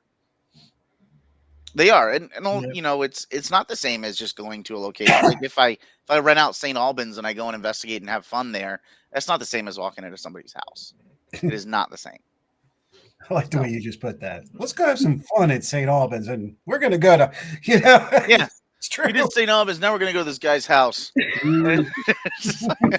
Woohoo! So, okay. So after Alan, Sam Baltrusis and Heidi Kemp are going to take the stage, and I appreciate them because it was going to originally be James Anito and Father um, Bob. Oh my gosh, Bob, I can't remember your last name right now. I'm so sorry, sir. You forgot Um, Bob's last name? I know. Bailey, Bob Bailey. I knew it was a B. I couldn't remember. But they were going to be coming down. Unfortunately, they can't make it. And so Sam and Heidi are going to be stepping up, and they're going to be hosting ethics in mediumship. So they're going to talk a little bit about mediumship, how that comes into an investigation, and some of the kind of pitfalls and do's and don'ts and things that they've encountered and run into kind of in their career as being psychic mediums. And how they help folks. So it kind of goes a little bit along the same lines of Alan's speech or presentation, kind of on a scientific side, and now we're kind of matching that material on the The uh, spiritual side. spiritual metaphysical side. So I'm kind of excited about that because again, it's to me, it's just like I really want something that everybody can go and everybody has a piece of the pie. Everybody can go and sit at the table and be present and enjoy and have fun. Oh, one of my All of favorite us did. soapbox topics. Ethics and mediumship. Love that. Well, gotta give props out to Jen Rose. Jen Rose has now got her own podcast. You need to go check that out. Check her out on Facebook, Jen Rose, and all the information on that. Awesome. But she's right. Ethics. Woo, Yeah, ethics. ethics are important with mediumship, and Sam's a great speaker, so that one will be a fun one too. If you Like I'm sensing a demon in your house, and you're like, oh god. Um, so it'll be cool, and they're both very good speakers and well spoken folks. So I think it'll be fun. After that, we're gonna have a panel, and it's called "Why Do We Believe?" And so the idea there is, we all kind of have these different um, paranormal journeys that we undergo and that we take that lead us to this field. I haven't met anybody quite yet that was like, I was walking down the road and I walked past that Paracon and here I am. Most people are seeking this content out. They're seeking Right. out this passion, this hobby, um, for a reason. And so the idea there is to kind of compare and contrast and see, how do we get here? Why do we believe? Is it something that our parents have instilled or ingrained into us? Religion? Is it just your own personal mindset, or you've determined this through some sort of study? Like there's all these different ways that people get to this answer, and so I'm kind of excited to explore that. And I pulled together some fun folks that I know are going to really have a great conversation and probably some humor in there. um, I've got Andy Andrews, Vince Callian, Bree Hollingshead, Nick Carboni, Adam Bonnet, Kelly Miller, and it's hosted by Jack Trammell. And Jack is he's got a PhD and he works with CPRI as well. Um, but all those folks are coming in and going to share some of their stories, and hopefully others will kind of share theirs, and because it's a panel, so looking for everybody in the audience to kind of interact and participate. And I don't know. I just thought it would be kind of cool to look at that. Why do we believe? Is this I something do just have a passed question, down? Steve. Don't mean to interrupt, but I do have a question. Sure. Now, when it comes to both Friday and Saturday, Mhm. when it comes into the Saturday, general admission, now is that just for the new building, or is this also for the speakers, or is it an extra additional cost for speakers? All People need to included. know. It's all included. So Okay. if you buy a general admission for Saturday, so there's a Friday ticket, right, and that's a separate ticket, and Okay. then there's the Saturday ticket, and then there's the Saturday night investigation. So there's three different tickets you can get. For the general admission on Saturday, that includes the entire building and grounds, all of the property. We do have to close off one room because it's directly above the theater, and if you walk through there, it Right. sounds like a herd of elephants. And nobody wants to be standing on stage being like, "All right, we're going to talk about ethics now," and like you just hear like 30 people walk through. So like we're gonna turn this Staticom session on if everybody can just be very quiet. You just so so you'll get to explore the whole building and grounds. You will have access to the coach house as well, which is where all a huge chunk of the vendors will be. So we'll have vendors in the coach house as well as in the historic rooms, the arch room, and the Washington room. So you'll be able to go and explore all of that. The theater is where all of the presentations will be, and those are all included in that general admission. And then the restaurant and bar and grill will be open all day. We'll also have a bar in the coach house. So if anybody wants to get anything to drink, have fun, go nuts responsibly. Score. Yeah, but the restaurant will be open. $12 you get in the door. Obviously, food is and drinks are separate. Right. But you get to come in. We're also gonna have a silent auction. So you can bid on some really cool packages and everything that'll be there and all that sort of fun stuff. So $12 gets you to the whole shebang for Saturday. And then Saturday night we will have the investigation. And I know it's sold out. I'm going to be opening up a couple extra tickets tonight. So keep your eyes peeled on that one. Ooh.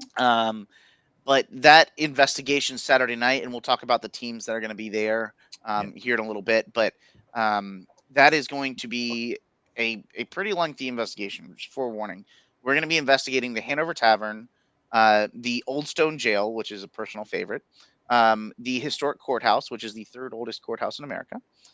Fun fact: Patrick Henry argued Parsons' cause there. Rhonda, do you remember your fifth grade Yes. history? Yes. Yes. Taxation without representation, baby. Taxation without representation. Right.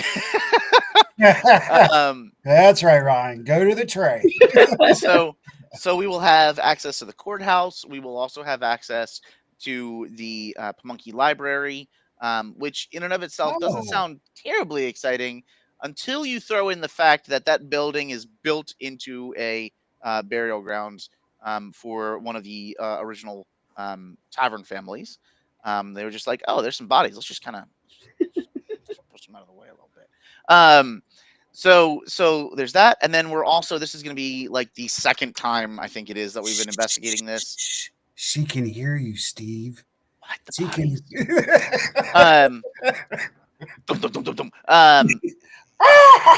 They for like the second time I think we'll be investigating the Clerk of Courts building. And that's cool because that was the original Clerk of Courts. It's renovated into a museum now.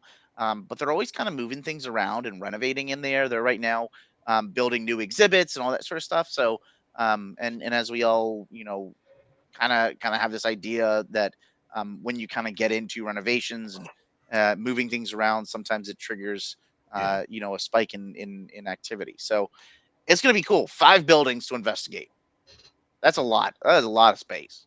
And we're gonna have a good time Saturday night. But yeah, everything on the general admission, if you come, it's all included. So you'll have fun. Beautiful, man. Yeah, it's cool. I think the cool thing about the courthouse is like when it hits. Like you get some serious activity. It's true. Like I feel like sometimes I could sit there and fall asleep, and then other times it's just like you're just. I mean, we've had people seeing apparitions, like full body apparitions in there, like recently, everything. So Rhonda and I used to get activity out of it when we took our crew up in there. We get shadow play, we got EVPs, we got hit with all the equipment. That's Rhonda Collier for anybody that's. I'm not talking about Rhonda Harris. No, not me. I used to partner with Rhonda Collier, and I can tell you, it depends on the personalities. It really does, I think. And I think that's anywhere though too. I think that's anywhere. I think if you bring a good personality in, I think you're gonna get more bees to honey than vinegar, right? And I think Most of the time. I always tell that to people though, like you go in with a positive intent, positive personality, you're gonna get you know good stuff. You go in with a Mhm. negative personality, negative attitude, and intent, you still probably get stuff. It's just gonna be negative. You're gonna get stuff either way. It just like Right. why not be respectful?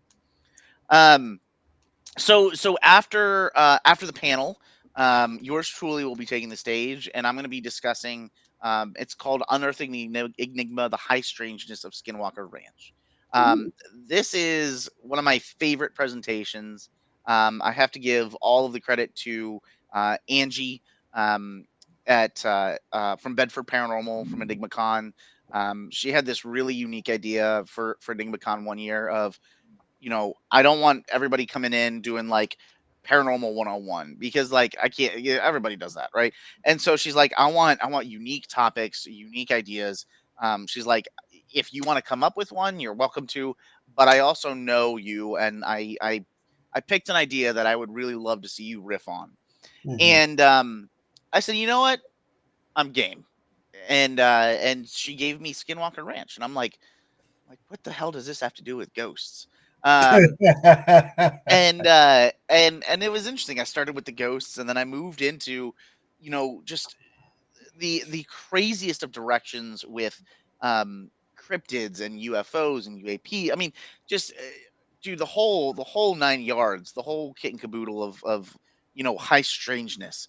And so I'm going to be talking about that, and then talking about some theories and ideas.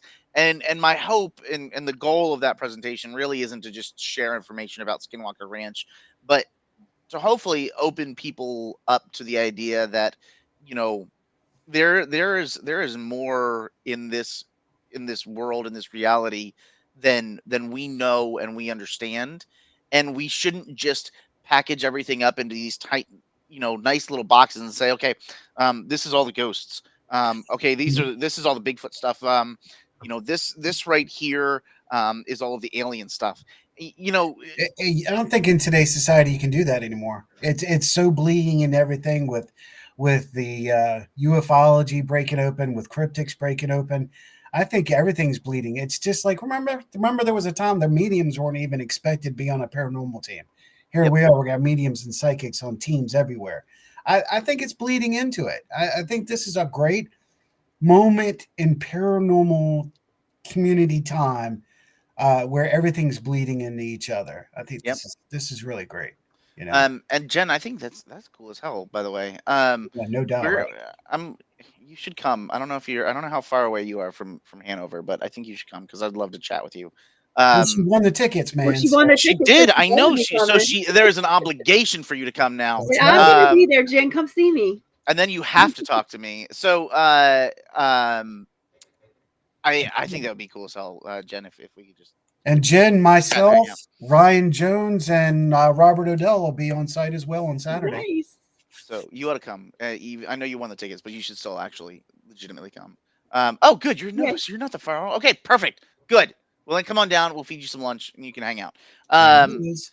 That'd be perfect. Perfect, perfect, perfect. And then come and find me, and we'll sit down. And we'll chat because I'm very interested. I think Skinwalker Ranch is very interesting, and I agree. I agree. I think that there is a level of interconnectedness, and I think that the big way that I guess for me myself have looked at that is very much so because they're utilizing a lot of the same data sets. They're using a lot of the same equipment and gear and ways that they are approaching Oh, their I'm sorry, Ashley. investigations.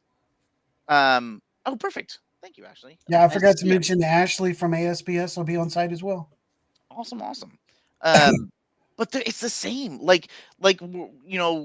of the very first things on Skinwalker Ranch on the show that I thought was very interesting is they're looking, they're digging around and trying to figure out what's going on, and then all of a sudden they see this spike in uh, radiation, and I'm like, that's crazy because we've also seen that investigating where Right. the tavern, for example, we saw a spike in radiation in the bride's room of all places. That is the highest floor up. Hmm. And the interesting thing is it was recorded right when we recorded the sound of footsteps walking through that room, and there Nice. was nobody in the building. Nobody in the No, building. let's talk about history just for a second so people know. Now, how much research have you done with the coal mines that it sits on top of? And do you think that has any effect of what you're experiencing there now with the activity? I don't know. I'm not sure that there's coal mines directly below the building. Um, I know that. I mean, we've got a very small creek that runs behind it. Hmm. But I think, to me personally, at least for the tavern, I think that its activity tends to be, at least if I tie this to history, a historic perspective. I think it ties and plays very much into the sheer amount of people that have graced its halls. Oh yeah.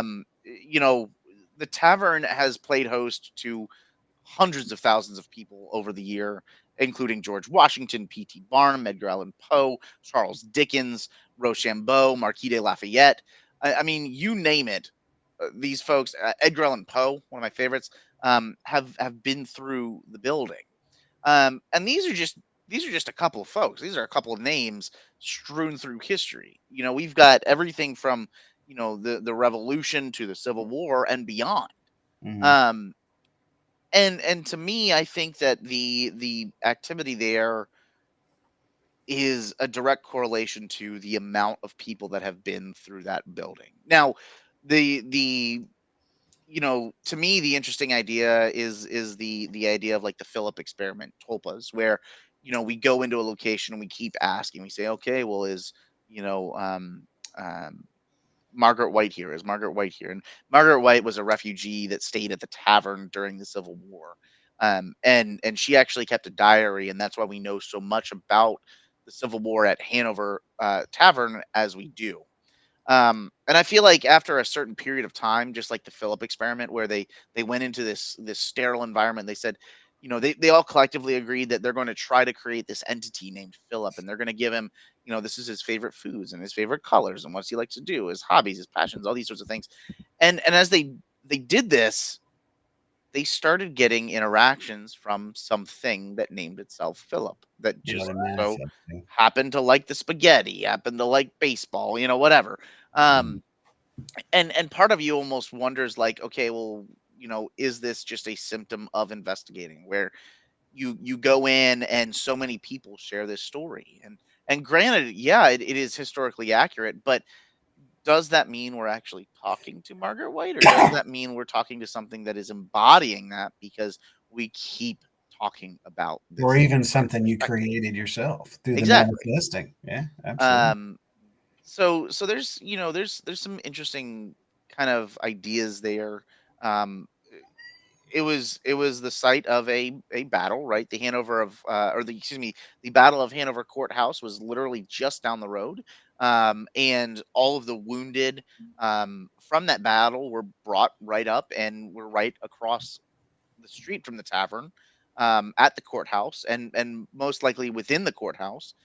So you've got to believe that, I don't know, the massive tavern that's right across the street was probably also used as a at least a temporary hospital for a period of time. You would think so. Right? Absolutely. And you're like, oh, you know what? Oh, look at that big building over there. But you know what? Let's just leave all those folks that are wounded outside. Yeah, Um, right.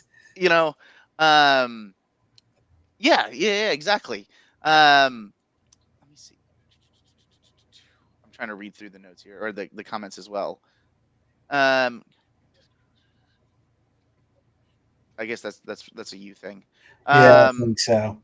Yeah, we'll contact you on that one. Yeah, we'll let you know, Cam. We appreciate you tuning in once again. We truly do.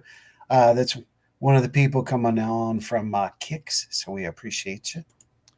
um, but yeah, Jen. I mean, and that's the intent of, like, kind of my presentation, is to kind of toss that like almost pigeonholed view of the paranormal out the window and be like, hey, there's a bunch of other shit going on.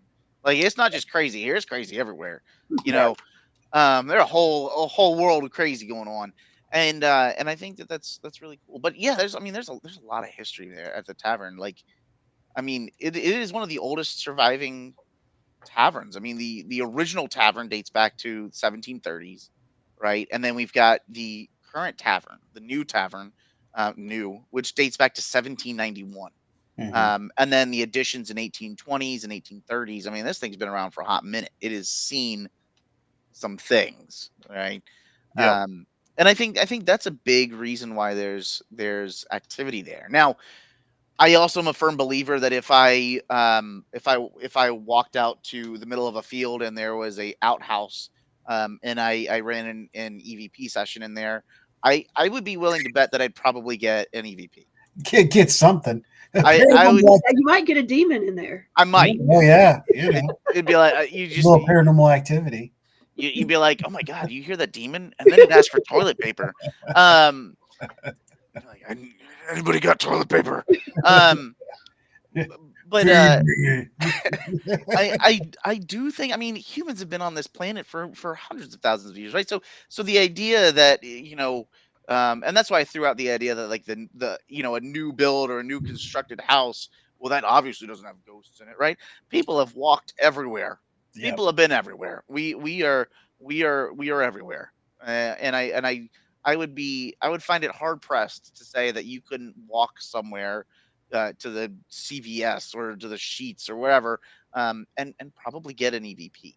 Right. And I think that's just the nature of how we investigate. Does that necessarily mean that an EVP is a dead person? That to me is very, very much so up for debate. That's up for debate. Science. Yes, but is it something that we don't understand? Yes, it is. Yes, it is.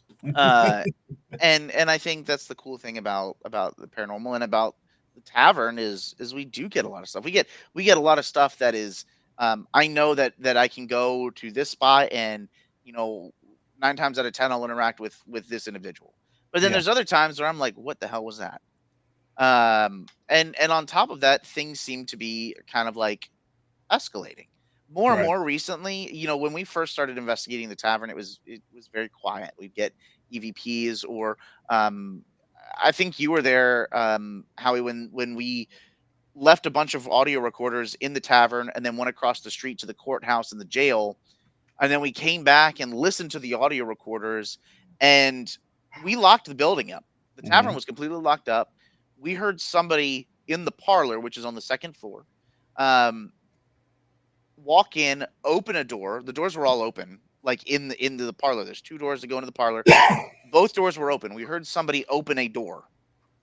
And then it sounded like a chain was being dragged. And it almost sounded like somebody cavalry boots. it was like walking around the room. And we had stored all of our equipment in there that night. Yep. And it sounded like somebody had walked around and was like checking out all of our stuff. And then that was the night that me and Ryan delivered the evidence of Bel Nemus. Okay. It was that night. Yep. And then walked out. And there was nobody in the building at all. Right. And so it just seems to have escalated to the point now that, we do have things. We've got staff, where glasses are flying off the shelves, things in our gift shop are flying off the shelves. Oh wow. Things really have amped up, haven't they? Full body apparitions. Where in the first couple of years we wouldn't have gotten anything like that. Full body apparitions now. Nice. And it's cool because if you just come one time, you say, oh yeah, the tavern's got full body apparitions. But I can say, hey, listen, I've been there for God, I don't even know how many years, 10, 12 years. I can tell you that at the beginning, we didn't have this. We did not have that. You'd get EVPs, but you wouldn't hear things audibly. Now you go in, you hear things audibly. You have people, one of our bartenders, Dawn, was walking through the dining room where people just go and eat breakfast, lunch, and dinner, whatever when you come up. And we had closed up. He's cleaning up, and he heard somebody in his ear say, "Hey, Dawn." And he knew that he was the only front of house staff member left. He knew there was nobody there, and he's like, I just kept walking. Yeah. I'll talk to you later. Yeah. So this is leading up to that night investigation. That's, Rhonda, you should be getting really excited about this. Yeah. He reached out to me today and gave me some tidbits to know. So yes, a huge document. I think it was like 17 something. I apologize. Just a little light reading before. There'll be a test later.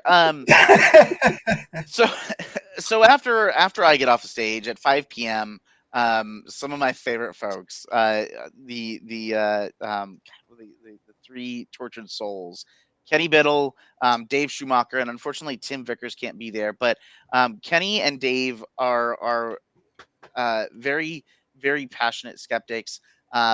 They work very hard to try to understand the equipment that we utilize, so much so as purchasing equipment and then tearing it apart literally to understand how it operates.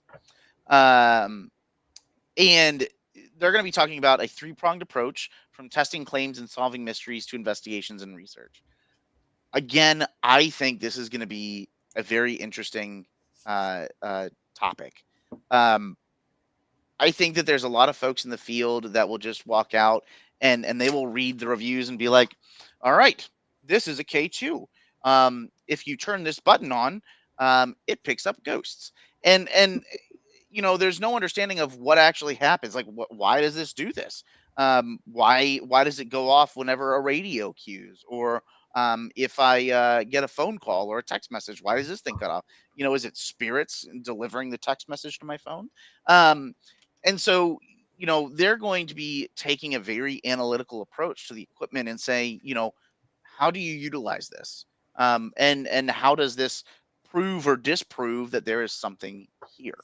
I've seen him pull apart everything from the SLS camera, to the K2, to REM pods, and all these different things. And I think that is a very, very valid approach to investigating claims of the paranormal. I think if we go into it and just say, all right, this is K2, and you know what, this picks up ghosts. I think you need to understand your equipment and how to use it and what it's actually telling you. Hmm. You can't just blindly take this and be like, I'm gonna go find ghosts now, you know, and then you find your microwave. Um, so it's a great way. They take it from a very skeptical perspective. And the whole idea is, can we put this through the scientific method? Hmm. Can it pass this rigor? And the equipment that you're being sold, is it doing what you actually think it's doing? And I think that's great. If we're taking a piece of equipment out and saying, "Hey, this is what this does it actually?" We got to make sure. You know, you can't just go in there and be like, "Yep, this tells me if there's a demon here." Hmm. It's just a cat ball. You know, you know what I mean? Like, you have to know. You have to know what you're using and why. Right. This is absolutely true. That's why we created G3. So totally, absolutely. I mean, people need to know, and from different points of view. I mean, cat ball. That some I people mean, think it's just a manipulation. There's a lot more to a cat ball. So people need to, I've seen, so cat balls are my favorite thing to hate, by the way.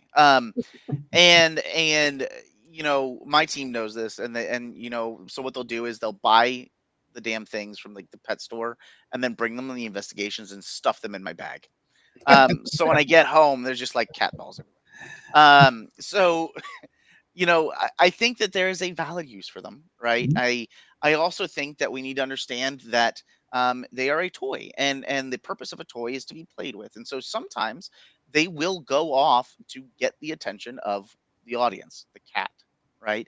And Sure. then when the batteries start dying, they will start sporadically going off. That Right. doesn't mean that it's a bunch of ghosts. It just means the batteries are dying. Replace the batteries. Well, the other Uh, thing is if the cylinder's set at the wrong place for your bearing, it's going to go off, or it's not going to go off at all. There's a whole lot that goes into it. You have to understand, not you, but the general public yeah, should know, and that's the, why we the put on. proverbial you. Yeah, exactly. You That's you the need to piece. know, and Yeah. that's just to do yourself a service, right? And Hmm. I mean, I've seen those things lift off of the table before. Hmm. So I know that there is a purpose and a point, but you just need to understand what you are utilizing, Sure. and why. So I think that's going to be really fun. And then to close it out, we're doing something very new this year, and this kind of goes along the lines of my Skinwalker presentation earlier in the day. We're having Martin Groves and Rick Atterstein coming to speak, and they are going to be talking about Bigfoot and Dogman here in Virginia, and some of the sightings, some of the things that they've experienced and collected, and all that sort of stuff throughout the years. Yeah. And that's again, I was sitting there thinking about it. I'm like, why not? Why Hmm. not? Why do we have to just limit ourselves to this one little box Oh when no, there's no limit. yeah. That's the one thing I'm listening to is it's a very wide rounded event that you're about to put on. I think it's got a lot of content and a lot of substance. I think this is a very, very smart move. So it'll be fun, and I'm hoping that there's something for everybody, so that you can come and you can be, you can feel like you're included. I try my hardest not to have any exclusivity in anything that we do. Hmm. I want everybody to feel like they're welcome, and that they can come and participate and learn and enjoy and have fun, and feel like they're there amongst friends. And that's the big goal. Is I want everybody to learn, I want everybody to have fun, everybody to feel safe, that they can share their ideas and opinions, um and hopefully take something away, like knowledge, not like a spirit. Well, you might get a traveler there, whichever that might Like, be. look at all the ghosts I got. Like, I need those, bring Look them at back. my collection now. Like, all of a sudden the tavern's no longer haunted, and be like, damn it. You all left with somebody else, you whores. Oh, thank you, Jen, I appreciate that. Yeah. um and then afterwards, so lunch and dinner is available the entire time. And then afterwards at 9 p.m. till about 2 a.m. or so, we will investigate, and we've got a number of really awesome teams that are going to be there. Rhonda knows one of them very well. FPRI is going to be joining us. They work a lot with Belgrove. So if you've been to Belgrove, you know about FPRI. If you've been to Belgrove, you've been with FPRI. We're also going to have Middletown Paranormal, so they're coming from kind of the other side of the state. Look, Shayla's still there. Like, it's like a souvenir. I wasn't sure if you were still hanging in there. But Shayla and the ever famous Ronnie will be joining us, and they're going to be leading a group. Bedford Paranormal is also going to be joining us, and Bedford does a lot of work at St. Albans. So Right. they are kind of one of the home teams. St. Albans is kind of like a home base for them, and I'm very excited. There's some really really great folks. They're very down to earth. I love them, and they're going to be really great. And by the way, every team that is going to be participating is a very well-rounded, well-standing team. It wasn't like, I'm running down like the road in Richmond City, and I'm like, I'm looking for ghost hunters. These are teams that I know, that I trust, and they're going to do you well. They're not going to steer you in the wrong direction. They're great folks. So I can't speak highly enough of these teams, by the way. So FPRI, Bedford Paranormal is going to be there. Miller Paranormal, they help us out a lot at the tavern. So you have probably seen them or investigated with them if you've come and joined us at the tavern before. We're also going to have RTL Paranormal. That is Ray Savino's team. They host Flumeri Promotions. He does events throughout Virginia and sometimes out of the state. And he sends his team like, we're going to Texas. Everybody start driving. And I'm like, you're crazy, right? But Ray and his team is going to be there helping lead. And I talked about Bedford. I talked about Middletown, FPRI. I think that's everybody. Did I cover everybody? I think so. I'm like double checking because I don't want to leave anybody out. I always have this existential dread that I'm gonna not name a team. Um, but I think I got all 1, 2, 3, 4, 5. I did. I got everybody. There you Go go. me. Go me. Look at me. Oh, look at you, bud. So yeah, I mean, these are great teams. And so what we're going to be doing is we are going to be splitting up into 5 groups, and we're going to have an hour at each location. As you investigate, you're going to move kind of in a clockwise. So you'll probably go from with my ADHD brain, you're going to go from the tavern to the clerk of courts, and then the courthouse, the jail, the library, and then back to home base. So you'll kind of make a big circle. When you do that, we will have some of the guests, special guests of the Paracon. I know Patty and Rob are going to be there, and I've got to check with everybody else to make sure that they don't have flights or anything like that leaving. But they will be kind of counter rotating. So as you go, they will also kind of go the other way, so that everybody gets to run into each other at some point in the evening, and you get the opportunity to investigate with some of the special guests that may have spoke. We also have special guests that aren't even going to hit the stage, but they are just there to share their wealth of knowledge, and talk and be part of it. I know Jessica Potter is going to be there, and she's not taking the stage, but she is a wealth of knowledge, great person. Alan Marston is going to be there. Larissa Rex, Howie O'Dell is going to be there. Um, I mean, there's a lot of people, and I'm super excited. So it's going to be a fun time. You're going to get to see a lot of really cool folks. And I don't know, it's going to be fun. We're going to have a good time. We're going to have fun. So come on out to the Hanover Tavern this weekend. Check it out. And Steve, where how can people get connected to you for the weekend? Yeah, so if you want to come and join us, hanovertavern.org, that's the Hanover Tavern's website. There is a link to the Paracon there for tickets. There is also, if you go to transcendparanormal.com, you can find that. Same if you go on Facebook or Instagram and you search for Hanover Tavern Paracon, you can find the links.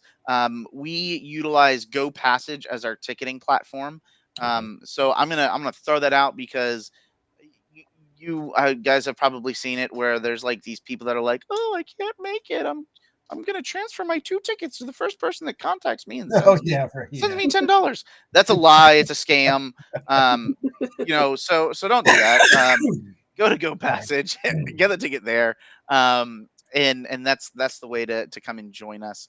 The one last thing I will say amongst all of this um, fun is we're also going to be remembering a very dear friend of mine that passed away at the very beginning of January, David Taylor, and he was the voice of the Paracon last year. He announced everybody, and got everybody hyped, and had all these things. Yeah. And he was a very good friend of mine. He actually drove up here a bunch to hang out with us and do dumb things. And I'm so thankful to meet him last year, um, actually. I'm very thankful to meet him last year. he's a great guy, and Yeah. so he was kind of the face of the Paracon this year, because I'm doing a lot of like running around in the back end, and it's impossible to be everywhere all at once. And Yes. David was like, "Hey, what if I use Our Haunted Lives, his podcast, to interview the guests of the Paracon for this year?" And I'm Mhm. like, "Bro, that is a fantastic idea. Let's do it." Um, and so I gave him a list of the special guests and everybody. He started reaching out and lining it up. I didn't have to do anything. Nice. Um, and he'd been promoting it, and he was super excited and psyched, and then I got a call one Saturday morning that he had passed away. And I mean, literally I had spoken to him the night before. Yeah. So it was a bit of a massive blow. Um and and he was very much so excited about the Paracon, and he absolutely loved it. It was one of his favorite things, and his words, not mine.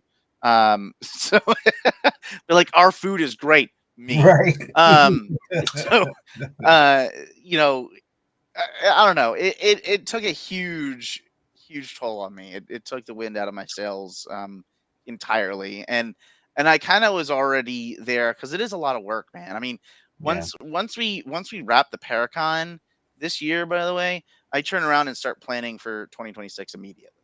Mhm. So it's not like let's wrap it up and we'll start talking a month before.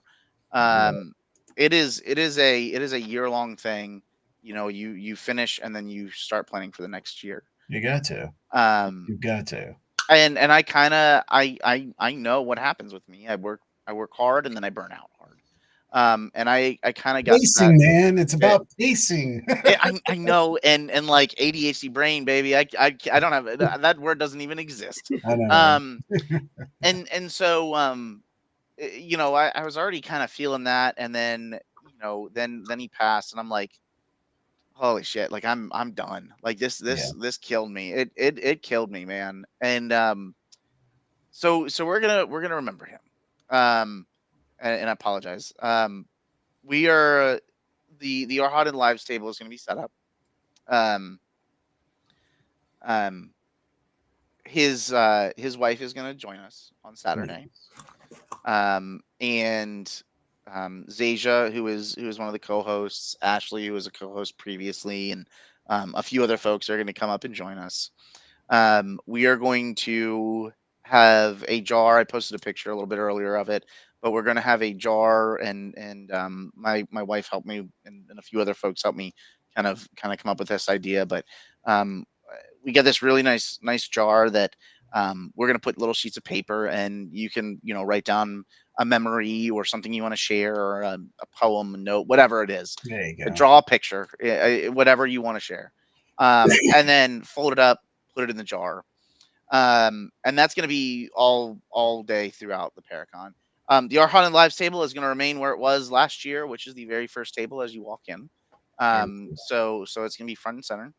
And then after the Paracon, probably around 7:15 or so, we will have a kind of like a little candlelight vigil outside. I bought a bunch of little candles and everything. nice. Um, Share some stories, and then we're gonna close up the jar, and I'm gonna provide it to Katie, so that she can take home, and at her time whenever Right. she can open it up and hopefully learn a little bit about David's second life. And Right. that was something when I talked with Katie. Um, that was something that we talked about, and she's like, well, I didn't really go to a whole lot of these the paranormal things. Um, and I feel like there was this whole other second David. Yeah. And I think we as humans tend to do that a lot, right? We talked about that Absolutely. with ghosts and UFOs and all that, putting all things in different boxes. And I think that happens with our hobbies and our work, our work life and our family life and all that. We tend to kind of silo everything. And my hope is that this will provide her an opportunity to see how much he was loved, and how much of an impact he made on everybody, on all of these strangers that she don't know any of us, right? Hmm. But all of these strangers, and how significantly he impacted our lives, um and changed them. Did you guys do a talking bit? Oh yeah. God, I didn't know if it was like something, like I didn't know if I had like a pop-up advertisement. I was like, oh shit. No, um baby. We got the full studio. I just didn't engage it because it's all about you tonight. But yeah, we got sound and all. So, but Steve, tell we're people doing a where they big can. thing for him, so There So, you Steve, go. I've got one question for you that came to me through a messenger from one of my friends that's coming in. sure. They want to know, should they plan on making reservations for dinner on Saturday night if they want to be there? Oh, Yes, I would highly recommend it. I would highly recommend making reservations ahead of time for dinner. And that's something I'm going to try to push out there in a message. I'm going to try to get an email out to everybody that has bought a ticket. Make your reservations ahead of time for dinner so that you're not like running in there last minute. The nice thing is, you make your reservations now, you can sit down at a table as opposed to at the bar or standing at a cocktail table or something like that. So call ahead, make your reservations for dinner. Really good idea. The food is good. It's The food really is good. good. And I think you'll enjoy it. So definitely recommend it. and for all of you, we want to say thank you for some of you hanging all the way through the last 2 hours. It's very rare that we do a 2 hour show, but Sorry. this show, no, by no means, it's perfectly fine. Steve, give them how they can reach you. Uh, Sure. and before we close out the show, we'll do our closing comments. And whoo, yeah. Let me, Jen, I sent you a friend request, so don't forget to get your tickets, by the way. Yeah, so how to find weird little me. Um, I'm Steve Dills. You can find that on Facebook and Instagram. Um, if you want to friend request me, send me a message. Just because I'm really bad at checking a lot of things. But just send me a message. Steve Dills, Transcend Paranormal on Facebook. as well as the Ghost Finders. We didn't even get to really talk about that much, but I There'll am be on. opportunity. Oh, good. Okay, I'm on a TV show called The Ghost Finders, and you can find us on The Ghost Finders. I'm also on a YouTube series with my one of my best friends, Chris Vaughn, and it's called Eerie Encounters. It's on YouTube.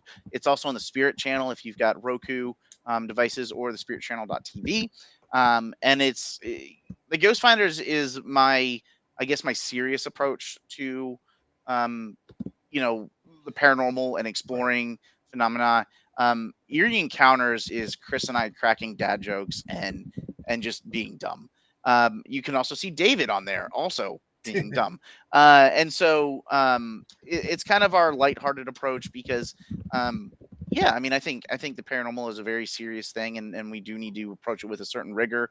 But I also think that there is a time and a place to have fun Absolutely. and to share a couple of laughs and all that sort of fun stuff. And um, so that's kind of our outlet. It also was at a time when neither of us had jobs for a little bit, and we both needed to do something to feel normal. And so we decided what better thing to do on a Sunday night than to be heathens that don't have jobs on Monday morning and go and explore places. So we started Eerie Encounters, and you can find me there as well. Excellent. Travelers and those like, thank you for tuning in tonight. Remember, let's continue to help each other. Let's say it's vibration. It's really intense right now. I know it. The anxiety is tight. There's a lot of frustration, a lot of internal conflict. It seems like that's going on. Kind of release it. Find your way. Ground yourself. Let's help each other. Travelers, help each other. Get back to your surfboards. Let's do this all the way through. I hope you have a wonderful week and may virtue be yours. And hopefully we'll see you next weekend. Mhm.